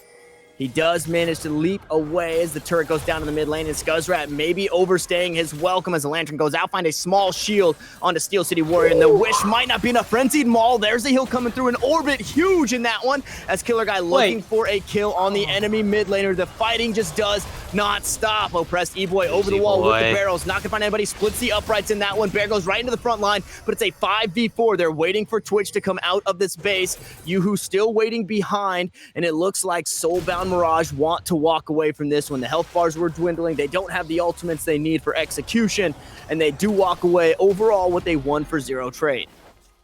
What a lengthy 1-for-0 it was. Like, I thought after they got it, it's like, all right, you got Bear. It's a 5 versus 4. Maybe look towards the Bear now. But instead, they're like, yeah, you know what? Let's get some more kills. And I can always respect that, because always having a safer Baron to pick up, that's always nice to have. Because if that Twitch pops out of stealth, starts hitting your entire team with that spray and pray, with this, what I assume is almost finished mana immune. Oh yeah, that is almost finished. It's about 80-ish mana off. That is going to hit like a truck if you're all trapped in that pit. So not risking it, that's always nice to see. But it does style out the game a little bit here. That does benefit Honeyfruit Gaming a little. Lets them just catch up a little in the gold. That's always nice to have when you're on the back foot. Yeah, and now we're in this point of the game where the Baron threat is very real, especially from this Soulbound Mirage squad. Ash working on, there it is, the completed Runan's Hurricane, so we'll have the attack speed, and Akali just tossing out the 5-point strikes if Steel City Warrior doesn't get caught out, and that really seems to be the game plan right now from Honeyfruit, and unfortunately, they use the resources, but they don't find the kills. Now, Scuzz on the bottom side doesn't have teleport. Again, Baron is available. It's one of those ones where you could surely take this with the composition, with the gold lead, and how far ahead your carries are in this game if you are Soulbound Mirage. But Dragon may just be the next play. It's a safer play. You don't get the debuffs like you do from Baron. You're not taking a whole heap of extra damage like you would from Baron. So just the vision game on the bottom side, I'm thinking, is where we will see both of these teams play, and then it's going to be the inevitable fight for that Dragon, right? Soul Point, you can't give that one away. Especially when it's Ocean Soul. Like, Ocean Soul is widely regarded as the most powerful one in the game. Although, okay. Look for Yoo-Hoo here. We might finally get to see a little bit of that Twitch play. Never mind, because kept it up in a lot in the champion select here. Tanner, like, oh man, this Twitch, he can use the stealth, he can just pop out of it, absolutely hose down a mid laner. We haven't really seen that so far this game. He's just been playing catch up for the most part, just trying to farm up that late game power spike fantasy of his, and I kind of want to see this Twitch start doing some Twitch things soon. Yeah, he's in a tough spot as he walks right up to Turtle. Needs to be careful of the face breaker, but the rest of the team is here to follow. Killer Guy forced to use the ultimate there to distort twice to get away, and now Scuzzrat trying to find his way into this fight. The invisibility was used, but the spray and pray still available as Dragon is now spawning. And as we said, inevitably, this should be the fight. Steel City Warrior already used that teleport, but it doesn't matter because he's there for the kills. Mirage comes down and Scuzzrat manages to trade it back. The mid laners are dead for both of these teams, and the Bear is on the front line. Turtle goes right in, pulls out the AD carry, and Twitch cannot do Twitch things when he's looking at a gray screen. Overall, though, a 2-for-2 as they're trading evenly in each lane. The support will die. Havoc looking to be next on the chopping block. He goes golden to stay alive. Scuzzrat secures the kill. Can Bear win it out in a 1v2? He's trying to kite away on the grave. Turtle pulls him back in, and the ace comes through. It's a 3-for-5 in favor of Soulbound Mirage, and they're going to get themselves a free Ocean Soul. Oh, well, I wouldn't call it free, Tanner, because that was one hell of a fight we just witnessed. Honeyfruit Gaming, they try their darndest there, and I respect them to all hell for that. But just able to completely destroy Yoo-Hoo was best Turtle. Just able to, as soon as he popped that spring of prey, you just immediately hit him with the showstopper. You immediately hit him with that face breaker. You immediately take him into your team, and next thing you know, that Twitch only gets two or three autos off with that ultimate. That's never exactly what you call maximum value on that Twitch ultimate, and that mattered a lot, that fight there. Yeah, and it's so tough. The Killer Guy just hasn't found his footing on this LeBlanc. He's dying first in these fights, and you have to think maybe that Ashe dies a little bit sooner in that one, or just gets blown up immediately, or you turn the enemy's team's eyes to the flank if that LeBlanc is able to get behind. I really want to see for this next fight, if we see another fair fight, that the LeBlanc is absolutely popping off or looking for flanks and finds a better angle rather than being cut out, or caught out rather. But with that being said, it's a 5,000 gold lead. I don't know when the next best fight for this Honeyfruit Gaming squad is going to be, because Soulbound Mirage, they are grabbing hold of this reins and they are wrenching on him trying to finish this one. And next thing they have to look for here, if you are Soulbound Mirage, is that Baron. Like, you have that Ocean Soul, you can very freely go for these heavy 1-versus-1 trades that don't necessarily result in kills, because that Ocean Soul just gives you so much dummy sustain here. Like, good lord, it is so obnoxious facing an Ocean Soul. Like, you'll see 80 carries pick up the Executioners just purely because of the Ocean Soul and how obnoxious it is to face. And speaking of the devil, we see 2 Executioners just in response to that Ocean Soul.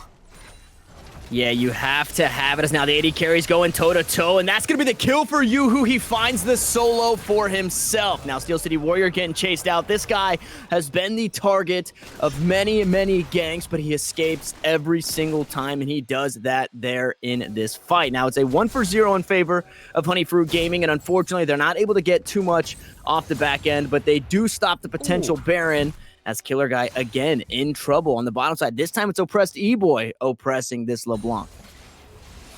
And that's the thing that happens when the Gangplank gets basically free reign in a lane. Like, he's able to farm up, he's just able to split push ad nauseum, it feels, because he just drops the barrel and it's like, hey, can I contest you? He's like, barrel, and then all of a sudden you just get chunked for 500 to 1,000 of your health, depending on your armor, depending on whether or not that Gangplank crit. And it's hard to kill a Prestige Boy at this point. If we take a look at his build, he has the Triforce for health, he has the Sterix for health, and I wonder how much he's parked the Grasp being dying.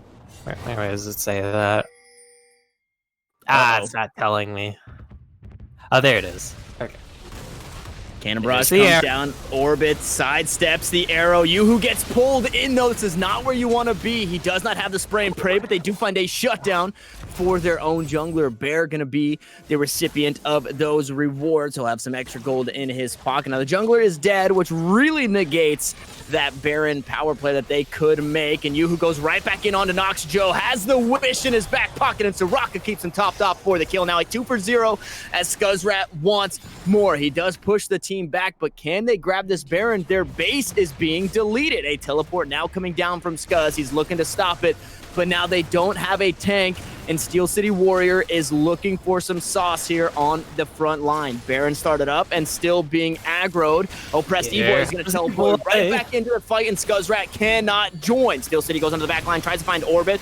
That's going to be the cleanse used, but it doesn't matter because you're dead. And as everybody is going to walk away from this one with lower HP than you would like. Killer on the back line. This isn't the flank that I was talking about, buddy. You got to go because we know Steel City Warrior will try and find you with that shuriken flip. Now, Yoo-Hoo is here. No ultimates really available except for Scuzzrat, who's now made his way back into the fight. He has the Stormbringer for some more HP, but here comes Best Turtle, and he has to use the ult defensively. Killer Guy takes a heap of damage from the parlay, and Bear trying to do what he can to slow this team. There's another Cannon Barrage in this fight. The Facebreaker onto 2. Doesn't find the stun, but it pulls him back, and Scuzzrat is getting chunked down. He's getting deleted with the Haymaker, and Oppressed E-Boy going to push the rest of the team back. Now Baron on the plate here for Soulbound Mirage. Honeyfruit Gaming overstaying their welcome. And that's why doing Baron against the Gangplank can be so hard. It's why doing it against Steel City Warrior with how fed he is under the Sakalia can be so hard. Like, you don't have any members that can deal with the Sakali right now outside of Scuzzrat. Oh, God, and this is just so terrible here for Honeyfruit Gaming. They're going to lose the Baron. It's going to break this game wide open unless they're able to get off some really key picks here and stall out this Baron. Yeah, and they just have so much strength in the side lanes. We saw what Oppressed E-Boy can do. Bottom lane goes all the way down, picks up the inhibitor turret. You also have the Akali, Steel City Warrior. He's got the teleport as well, and there isn't a real answer to either of these players. And it looks like, I would think the Akali goes up into that top lane, looks to push that out, because the Elder Dragon here is spawning in 40 seconds. Maybe they just want him here for the fight, so we'll have to see, but it's seeming like an incredible uphill battle for Honeyfruit Gaming to find their way back in. The health bars are looking so good as now the Enchanted Crystal Arrow goes out. Not going to find Orbit, but the jungler will. Pulls him back in. There's a flay on top. The Wish is going to be used. And unfortunately, not going to be enough. He stays alive for a moment longer, but the Akali is dead on the backside. There's the flank that we needed from Killer Guy, but it's a 1-4-2. Scuzzrat tries to stay alive, but cannot do that. Yoo-Hoo has 0 impact in this game thus far, and it's a 1-4-3. Now, Bear and Killer Guy have to stay up to do what they can to protect their base, but they just can't do it. Killer Guy getting run down by Oppressed E-Boy. As Havoc looks for the hook, it does go wide, and a Baroned up minion wave barreling down this middle lane for the inhibitor turret surely will fall. Bear has no answer to this push, still waiting on the recall. Meanwhile, the dragon has been started up here by Oppressed E-Boy, and the Killer Guy waiting in the wings, maybe looking for a steal, but the hawk shot goes out. It's at 5,000 health, make it 4,000. Can he get in before the smite goes down? They know the LeBlanc is there, but does he have the damage? He does not have the health. The damage doesn't matter when you're dead. And this Elder Dragon going to go the way of Soulbound Mirage. They are taking everything in this game. God, and Soulbound Mirage, like, it is their game to lose at this point. You have the Ocean Soul, you have the Elder, you have that downed inhibitor in the mid lane, like, they don't even have to do much this game, it feels like. They just have to play it out standard. They don't have to get caught out. Just play it safe, and they should be able to end the game here, Tanner, I feel. And Honeyfruit Gaming, if they're going to get back into this game, it is going to take a miracle, at least 2 picks, I want to say, in order for them to really maybe mount a potential for a comeback.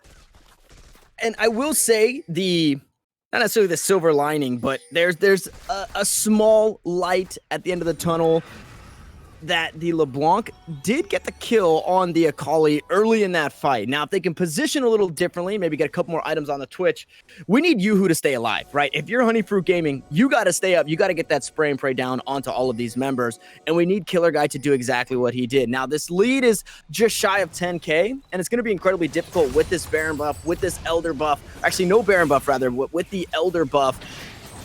As Soulbound are barreling in, Killer Guy again getting caught out. It doesn't matter if you have the passive because it only takes 80% for you to get deleted, and that's exactly what happens. 50 seconds on that death timer. The top lane inhibitor will fall, so 2 inhibitors down as the Cannon Barrage goes out. Knocks Joe on the back line. He's gonna get a run on immediately, but he goes golden. Yoo-Hoo looking for the play on the side, but immediately gets run down himself. Scuzzrat is going to fall. Yoo-Hoo is going to fall, and now it's all up to Bear and Orbit. The marksman support combo, is it going to be enough? The ult away from the fountain, his health bar is low. Is it in execute range? There it is in execute range. It's a 4-for-1 as Soulbound Mirage look for another. They find the ace in the base. The Ash will fall, but that's all right. They'll gladly trade those kills for the Nexus. god, and holy moly, what a run back that was. Because game number 1, if you look at that, you're like, all right, Soulbound Mirage, they're definitely going to have a hard time in this game number 2. That is not the case whatsoever here, Tanner, because they just come out of the gate firing, and they don't stop whatsoever. There is no breaks in the Soulbound Mirage Game 2 mobile, it feels, and I am excited as all hell for this game number 3. Are we going to see the reverse sweep, or is Honeyfruit Gaming going to have a run back themselves? Because even this game, they were able to keep it fairly close up until the end there, so it's up in the air for this game number 3, and what a game number 3 it is going to be. Yeah, Honeyfruit Gaming, this one taking a little longer. It was a 25-minute victory for them. This time around, a 35-minute defeat. So they do have ways of drawing the game out and making sure that their throats aren't getting stepped on like they do to their enemy team or their opponents. Now, I do want to say it seemed hard when the best turtle was ganking so much. You had Bear just power farming early in the game. He has the most farm at the end of the day, but you see what happens when you have that proactive jungling. So I'd like to see some more of that from Bear, and maybe both of these guys just toss away that grave pick, because neither of them have looked incredible in these specific matchups on just that. Now, with that being said, we are going to go to a game 3. We are all tied up 1-1, and we'll have to see who can get it done here. This is to move forward to the winners finals. Now, you do still have to play a game in the winners finals against the other team here in the semis to move forward to that grand final. So it's not here all on the line. You do still have some life if you do get knocked down, but you would definitely like to secure that spot in the winners bracket. We are going to jump to a quick break, but when we come back, we're going to see if we can get a reverse sweep out of Soulbound Mirage, or if Honeyfruit Gaming really put the pedal to the metal and finish it out.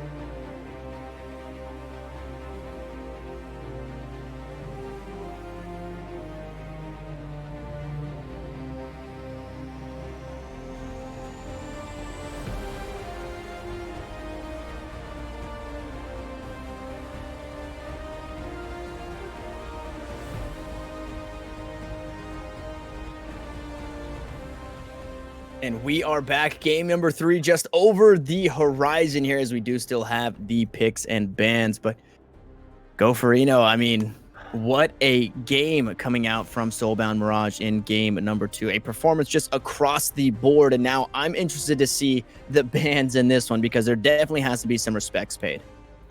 We already see it in the form of that set, though, because set in both these games so far have been so crucial to whichever team has won. Game number 1 worked out for Honeyfruit Gaming, but in game number 2, Soulbound Mirage were the ones who picked it up and won very handily with it, so now these teams really wanted to give that up. But that is going to leave open the Trundle here, which is such a huge favored pick for the side of, Soulbound Mirage.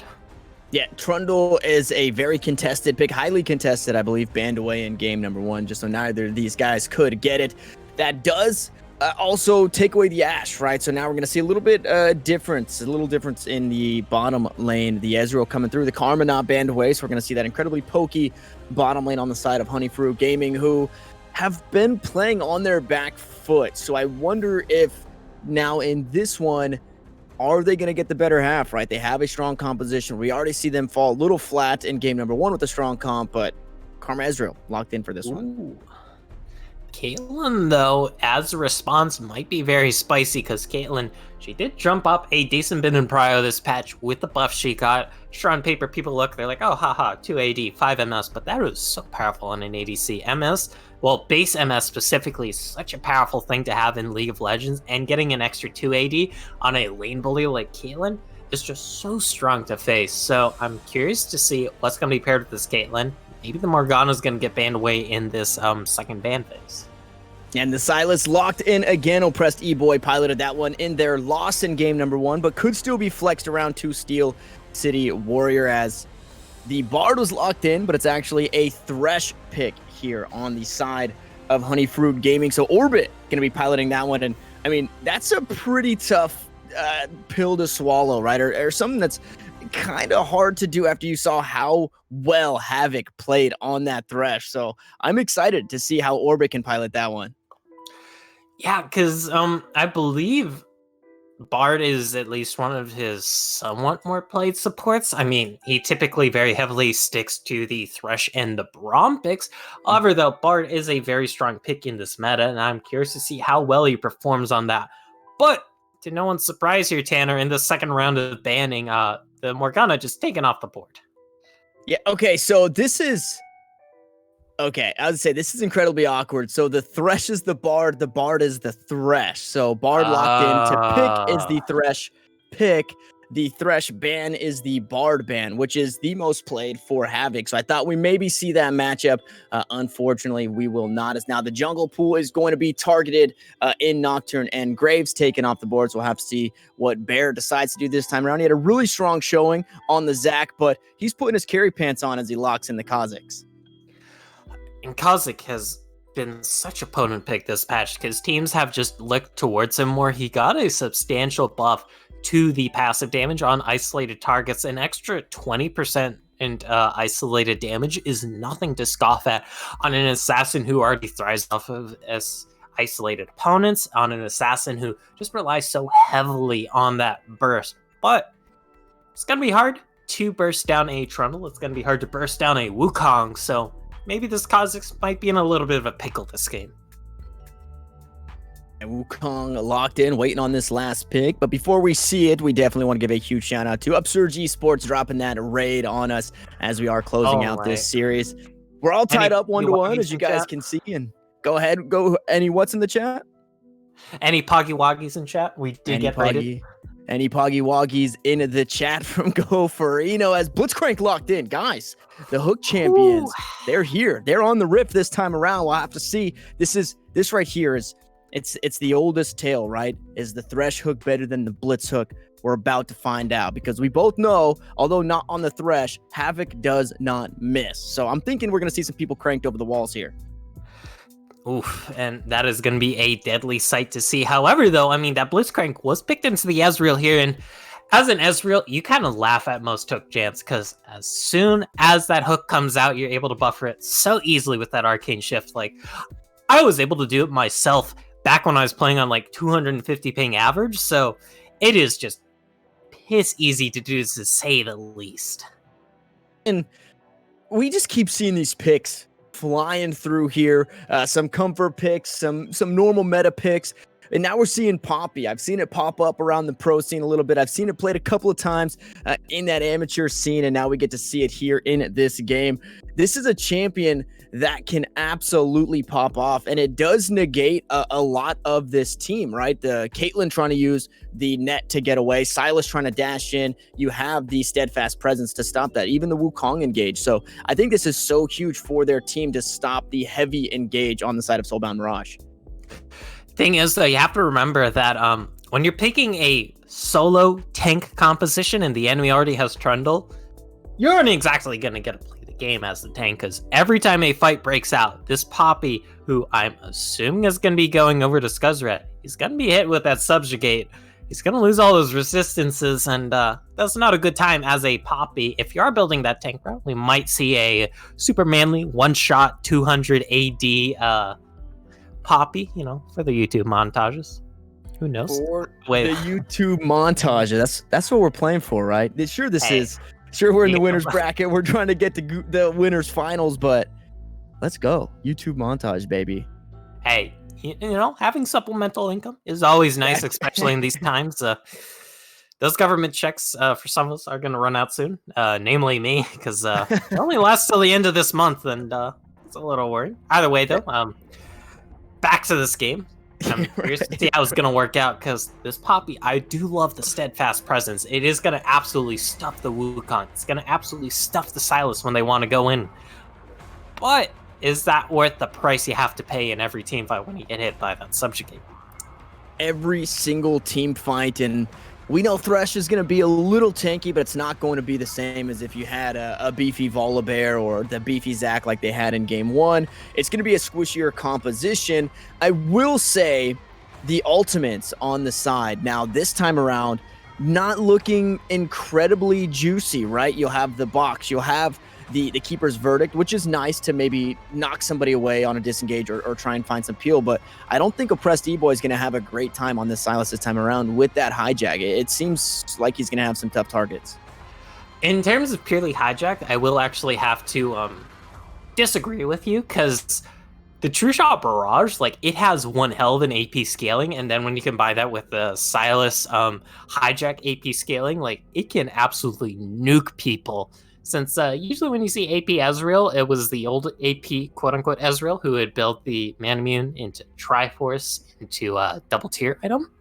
So look for that in team fights, and then of course the box can be very nice when you get in with that abduct, and you can create so much chaos when you steal that Kha'Zix ultimate, because you go in with that abduct, then all of a sudden you're invisible, running around the team, and they're like, oh, whoa, what? Where'd Silas go? I can't see him. And you can... that's what I'm looking for out of the Silas.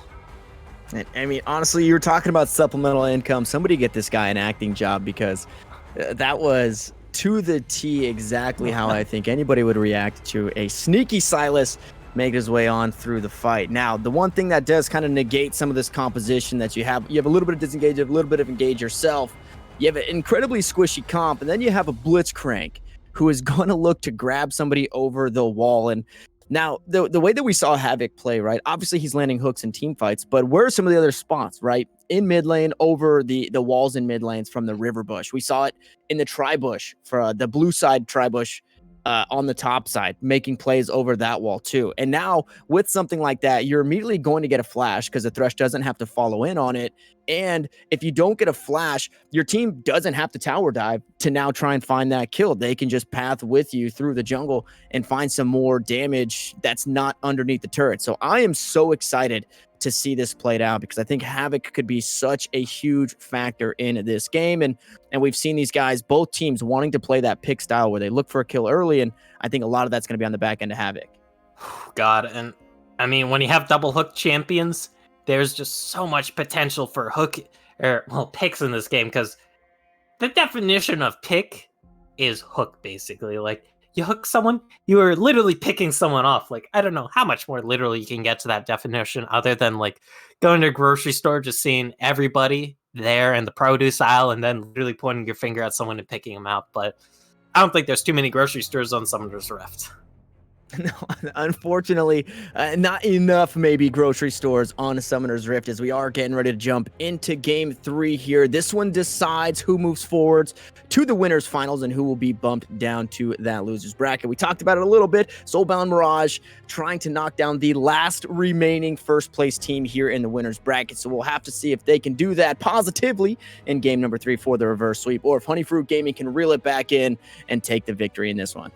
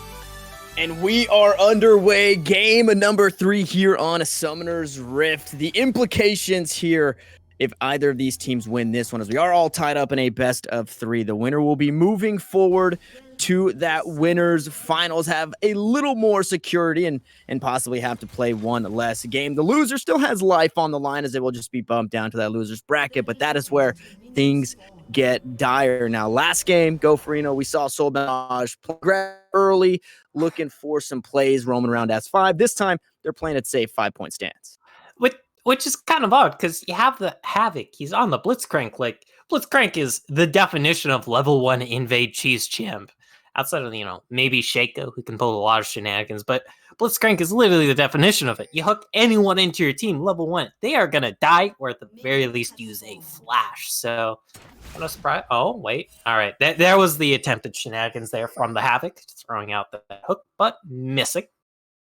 Yeah, he was looking for that one. And I mean, like you said, they have such a strong level 1 between the Silas, the Blitz, the Caitlyn. But although we were talking about during the break, right? Sink or swim for these guys. It's not the end of the world if you lose, but obviously if you can retain your double elimination status, winning this game, you'd love to do that. So they're not going to bite off more than they can chew. And this is the first game where we've seen these junglers actually start on the same side of the map. Now, we've had some farmingness between one side or the other, so they haven't really linked up on the opposite sides of the map when they look to gank. So we'll have to see if they can do just that. But it looks like the Blitzcrank and the Trundle maybe trying to make plays here early on the bottom side. They do have the red buff. Havoc moving forward, does have the hook available. Might try and find a summoner spell out of orbit. The ignite is on. There's the flash, but he grabs a minion, but the follow-up there from Nox Joe moving forward for the first blood. God, and there's no excitement in level 1, but level 2, at least on the junglers, then the excitement hits. Tanner, like, that is one hell of a payoff, and I'm glad we got to see that. Holy moly, I'm so excited. I'm tripping up on my own words here. And Nox Joe, he's been so impressive in this series.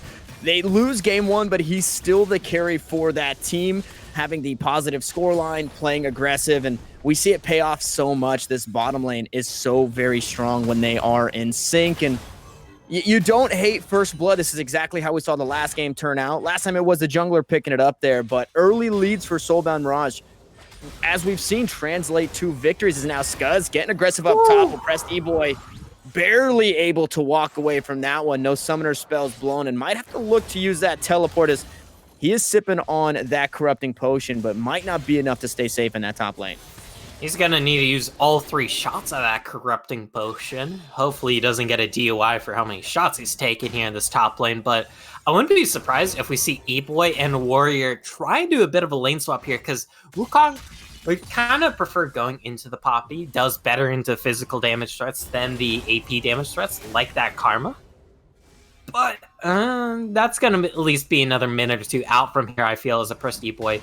Stuck under tower, very low. Tries to go in, but is a little worse for wear because of it. And we see Bear, he's, hovering on this top side, grabbing that scuttle, and we could potentially see a very early dive here with both these flashes up. Yeah, the root comes down in the mid lane. Killer Guy not going to find too much on the back end of that. With this corrupting potion, the Wukong actually able to play pretty aggressive and get some nice trade, but some given right back from this Karma. I thought we might see a dive up top, but Oppressed E-Boy actually heads back to the fountain, resets, and uses that teleport to come on back up top. He's got a cloth armor in his inventory, and it doesn't feel great to back with only just that. Is now Bear looking for his first game of the game. Havoc with the roam in the mid lane, though, going to stop that push forward. And I mean, Havoc, another member. This bottom lane for Soulbound Mirage are so crucial toward their success. God, man. That is the power of the Blitzcrank, because Thresh Rooms, they're pretty good. Don't get me wrong, like Death Sentence, that is a great tool. But, I mean, the Havoc on this Blitzcrank with that Rocket Grab, that is the definition of Hook in League. It is the most deadly Hook in League, and it can just set up so much more with that huge displacement, with that instant yank towards you into that Power Fist, and I love the respect coming out from Honeyfruit Gaming, just recognizing, hey, let's not give this up here. Let's not give up a early kill in this mid lane, because we saw what happened last game once Steel City Warrior was able to snowball with a few kills in that mid lane.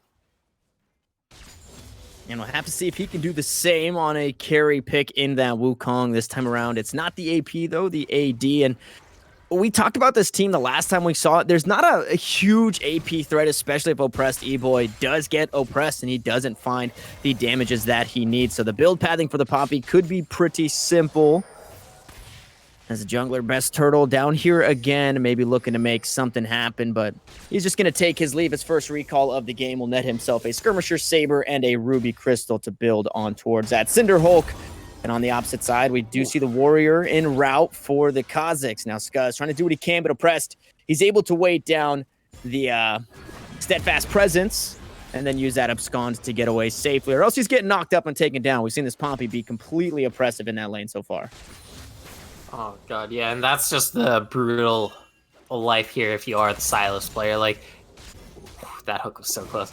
But Sylas tends to do better into those mages, tends to do better into those melees, but when you're Poppy, when you have that Steadfast Presence, when you're able to just deny this Sylas every time he wants to go in, or even get out, really, like, it is such a potent threat, and E-Boy, he's gonna have to weather out the storm here. He's gonna have to play for the farm in this lane, get what he can, just, escape lane without dying, maybe go even, maybe go a little behind the CS, and then it'll be hunky-dory, perhaps in the late game. But that's an early Earth Dragon picked up, and Poppy with an Earth Dragon, even just a single one, can be very hard to deal with.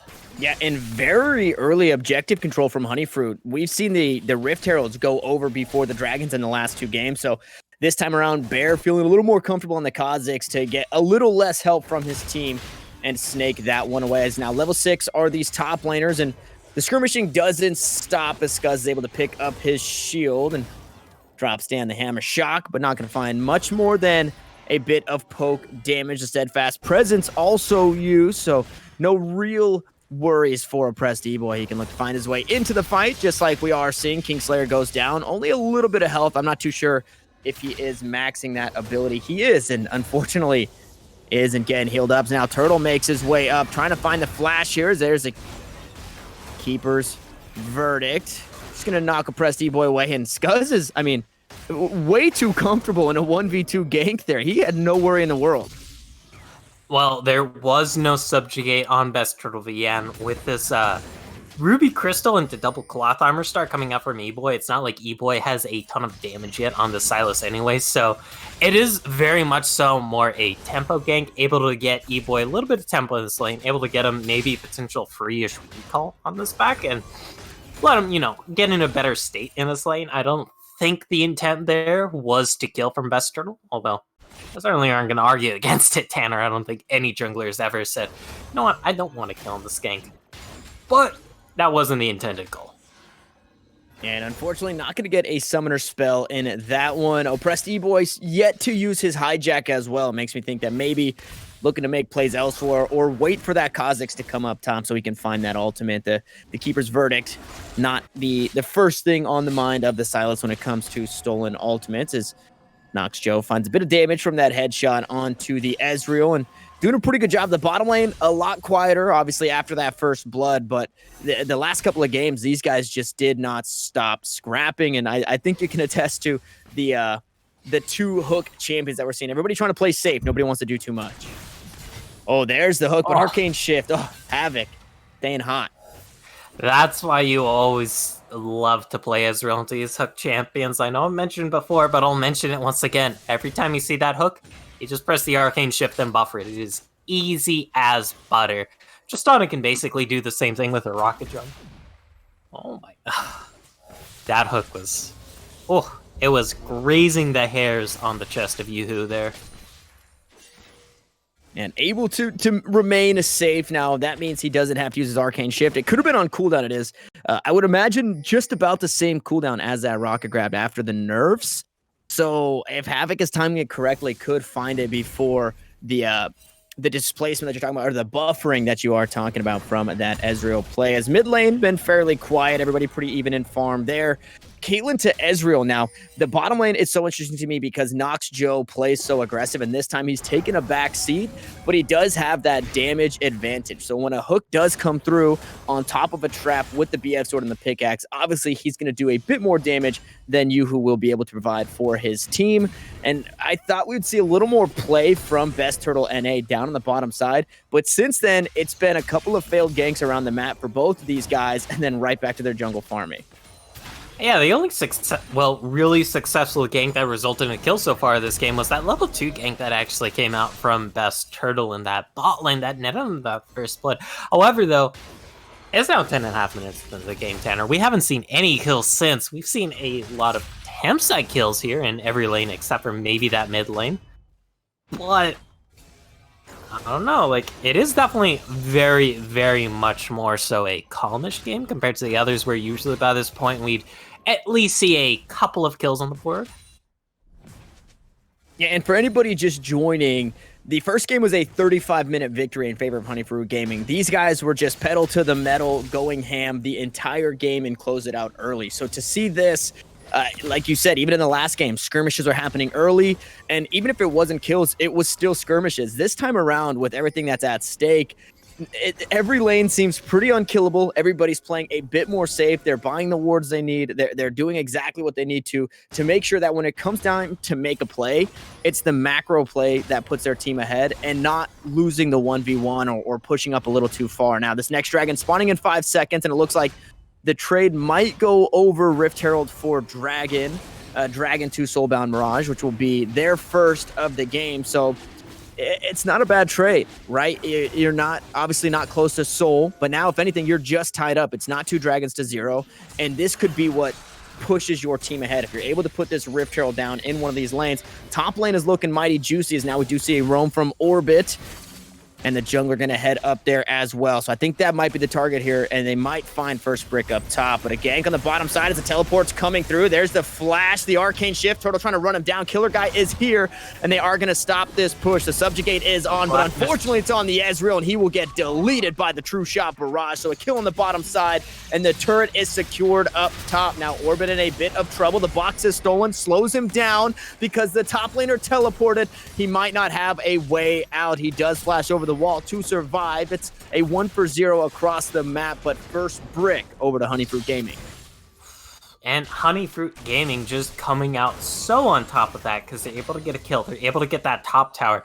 They even get out E-Boy's flash there in the top lane. They're able to get out Turtle's flash. Like, they get a lot in return for what is essentially just a dub across the board. There's the Cyclone, so does Rat. And this is the matchup you'd maybe like to see, as these guys are both top laners, but they meet in the mid lane, and the Keeper's Verdict gonna knock the Wukong away, but Havoc moves forward. He flashes and ignites. Is it enough? The Lantern is there, but it pulls him right back into danger. Now knocks Joe in danger himself. Havoc may be the sacrificial lamb, but unfortunately you run right into the bug, and Bear finds one for himself. And oppressed E-Boy with the teleport. This is not where you want to be. The flash over the wall from Bear will follow for the double kill. Now Turtle forced to run for the hills, but the Flay is there. The root is down, the hook to follow, and Orbit is showing us how he pilots this Thresh, but is it enough? The Trundle is tanky, but not tanky enough. No magic resistance means the Killer Guy finds his second kill of the game.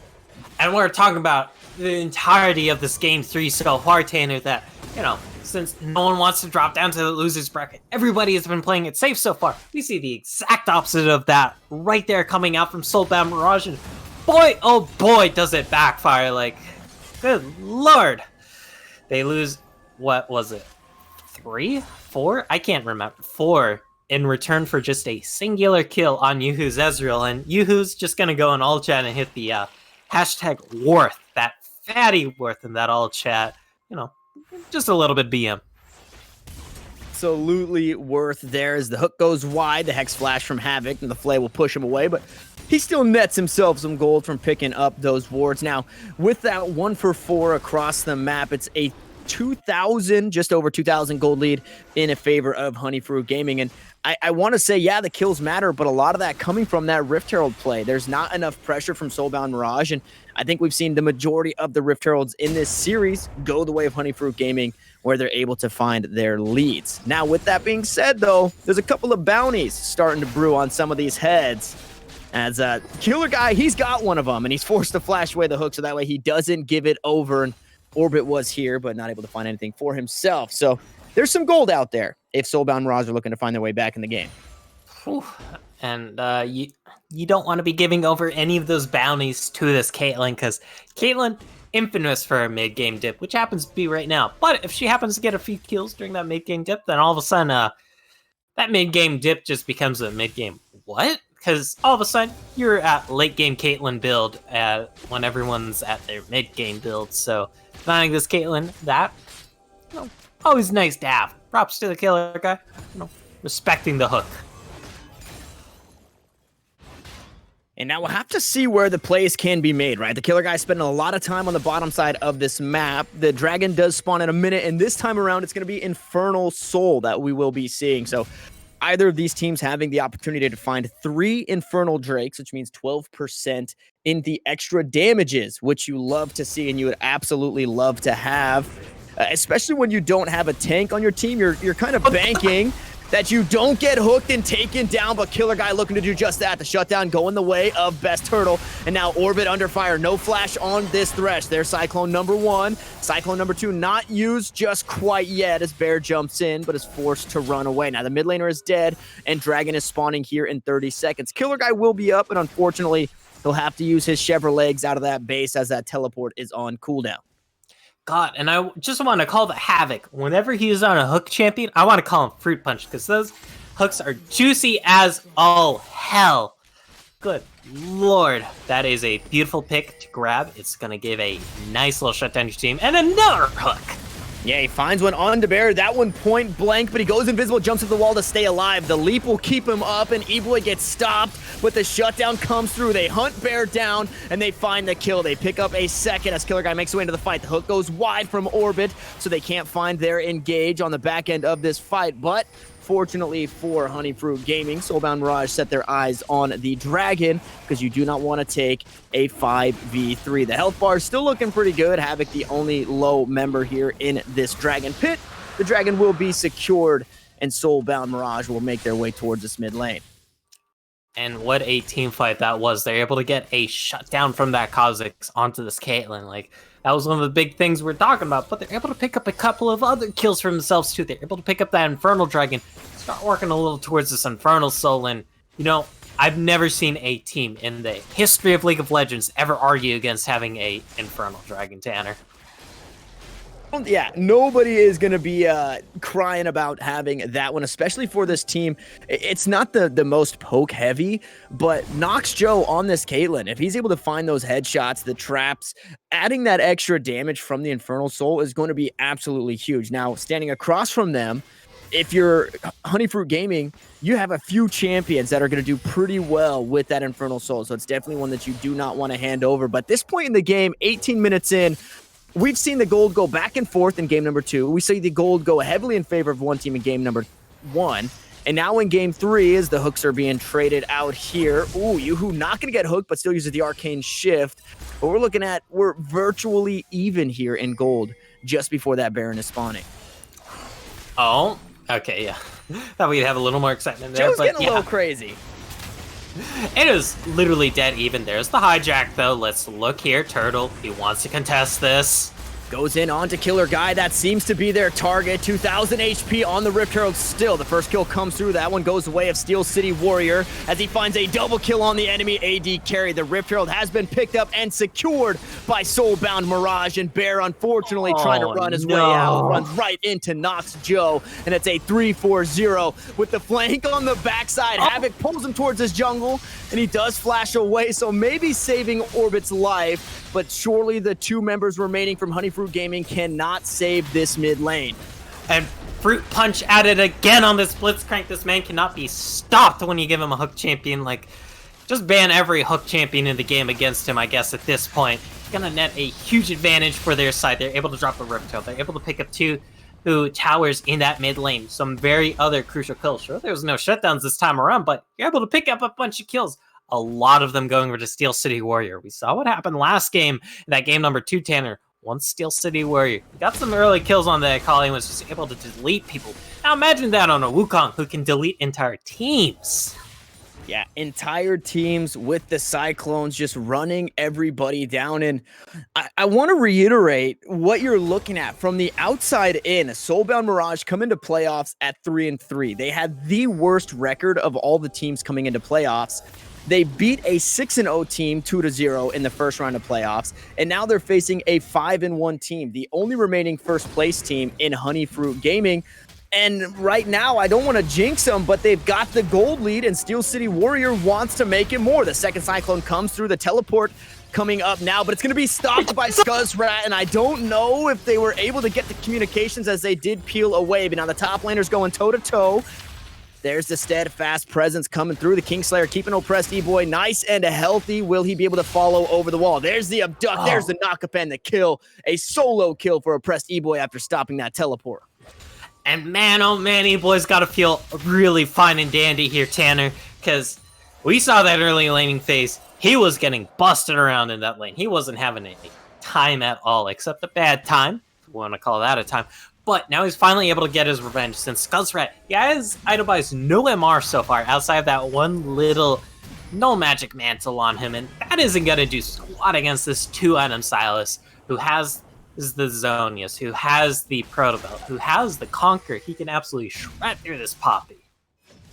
Yeah, Silas this time around not messing around as Killer Guy immediately flashes that, but he gets hooked right back in, and this guy cannot catch a break. The Karma gets run down and taken down by Best Turtle as it looked to find another turret. They took the tier 1 as a true shot barrage detours that push for just a moment.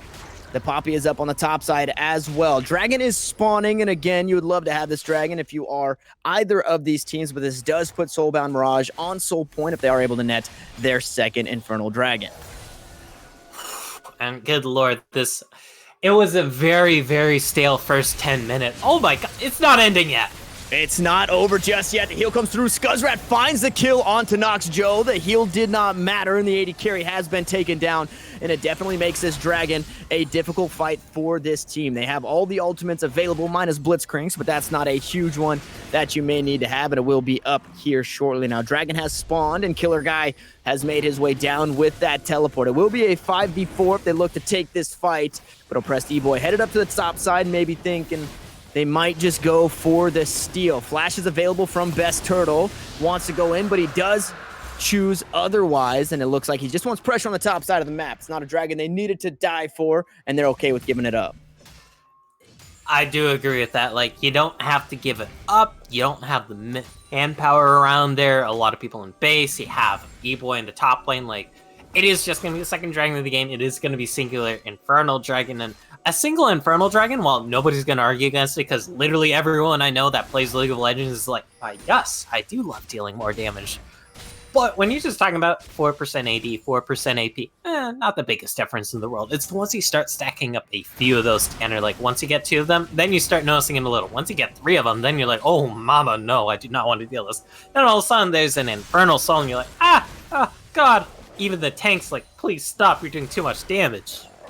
Yeah, and it definitely helps some of the champions who might not scale very well into the late game. Well, they scale a whole bunch once you have some extra percentages on your damages. Now, they were looking for a pick there just over the wall by the Wolves, but now they might find one by the Raptor pit. There's the hook coming down. There's the silence from the Blitz ultimate, and the pick comes through. Nox Joe gets one back after being picked himself. Now, with Ezreal dead, there's not a whole lot of damage on the side here of Honeyfruit Gaming, not a whole lot of pick potentials, or poke potential rather, as Best Turtle does get hooked up. The flash forward from Havoc. It was just a Hex Flash. Not able to find anything, but they do grab the turret. Now the turret is still up, but the kills are going down. The bottom lane is dead for Honeyfruit Gaming as they set their eyes here. Soulbound Mirage grab that mid lane inhibitor. The lane's not in their favor, and it looks like they do want to reset. Baron has been available for quite some time, about 4 minutes in this game. Neither team threatening that one, but if you lose a fight there, like I said, with the lanes not in your favor, that could mean bad things for Soulbound Mirage, so they look to reset. Yeah, and Soulbound Mirage, they know they're ahead right now. They know there's no need to needlessly throw the game at Baron, because Tanner, you're also a caster.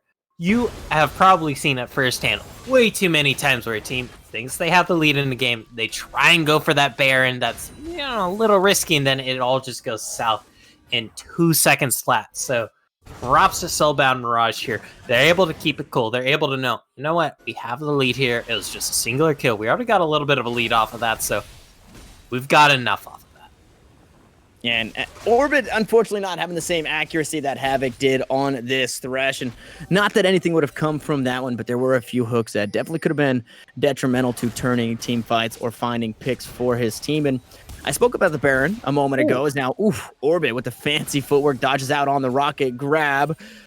But the Vision game now in full commention around this Baron pit as these guys are just clearing things out, and you see the blue wards versus the red wards. It's one pink ward on the top side, or one control ward on the top side of the map for Honeyfruit Game. And that Baron pit completely dark, and although they do see a few members, I don't necessarily know if they're in too much trouble, right? This team's not going to shred that Baron as the previous teams did. Yeah, that is just one of the things when you look at both these comps. Like, I mean, Soulbound Mirage, don't get me wrong, they can do it decently quickly, they just don't do it lightning quickly. God.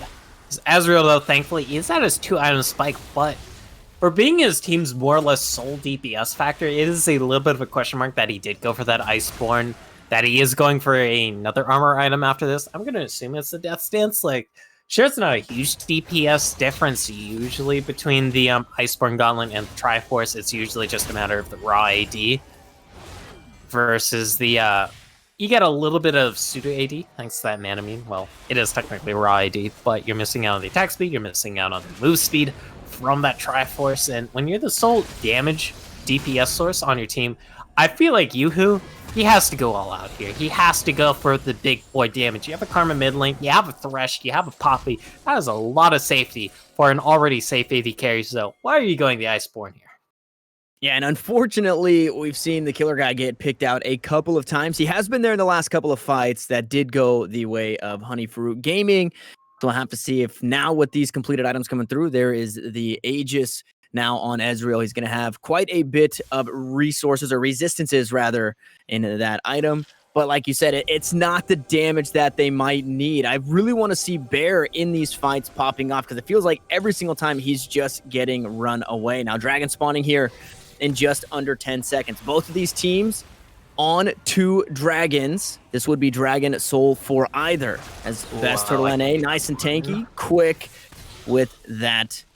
Deadman's played in his inventory, moving around. Karma still in the base, having to worry about the minions, and the fight may ensue. Shot Mirage goes down, only finds Bear, who now has the flank. Can he find the kills? Oh, Orbit's gonna be the first one to go down. The teleport comes through, and the Keeper's Verdict will knock 3 members back. It's only the bottom lane, but they're in trouble because Bear goes back in. Knocks Joe, trying to kite his way out, but Scuzzrat puts him in the wall and puts him in the ground. Now the health bars are still mighty fine on the side of Soulbound. Mirage going golden as a oppressed E-Boy, and Scuzzrat the next target. Bear still on the back line. The health bars are low, but not low enough for the re-engage. Steel City Warrior gonna find some damage on the front line.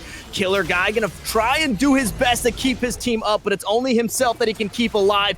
And with 3 members dead, they're jumping into the base trying to end it. Steel City and Oppressed take down 1 Nexus turret. The second one to follow as a hook comes out. Orbit doing what he can to keep his base alive. Killer guy has found the recall, but does he have the damage and the CC to stop it? It does not look like an Oppressed E-Boy on the backside, and Soulbound Mirage reverse sweep the series and knock out the last remaining first place team from the winner's bracket.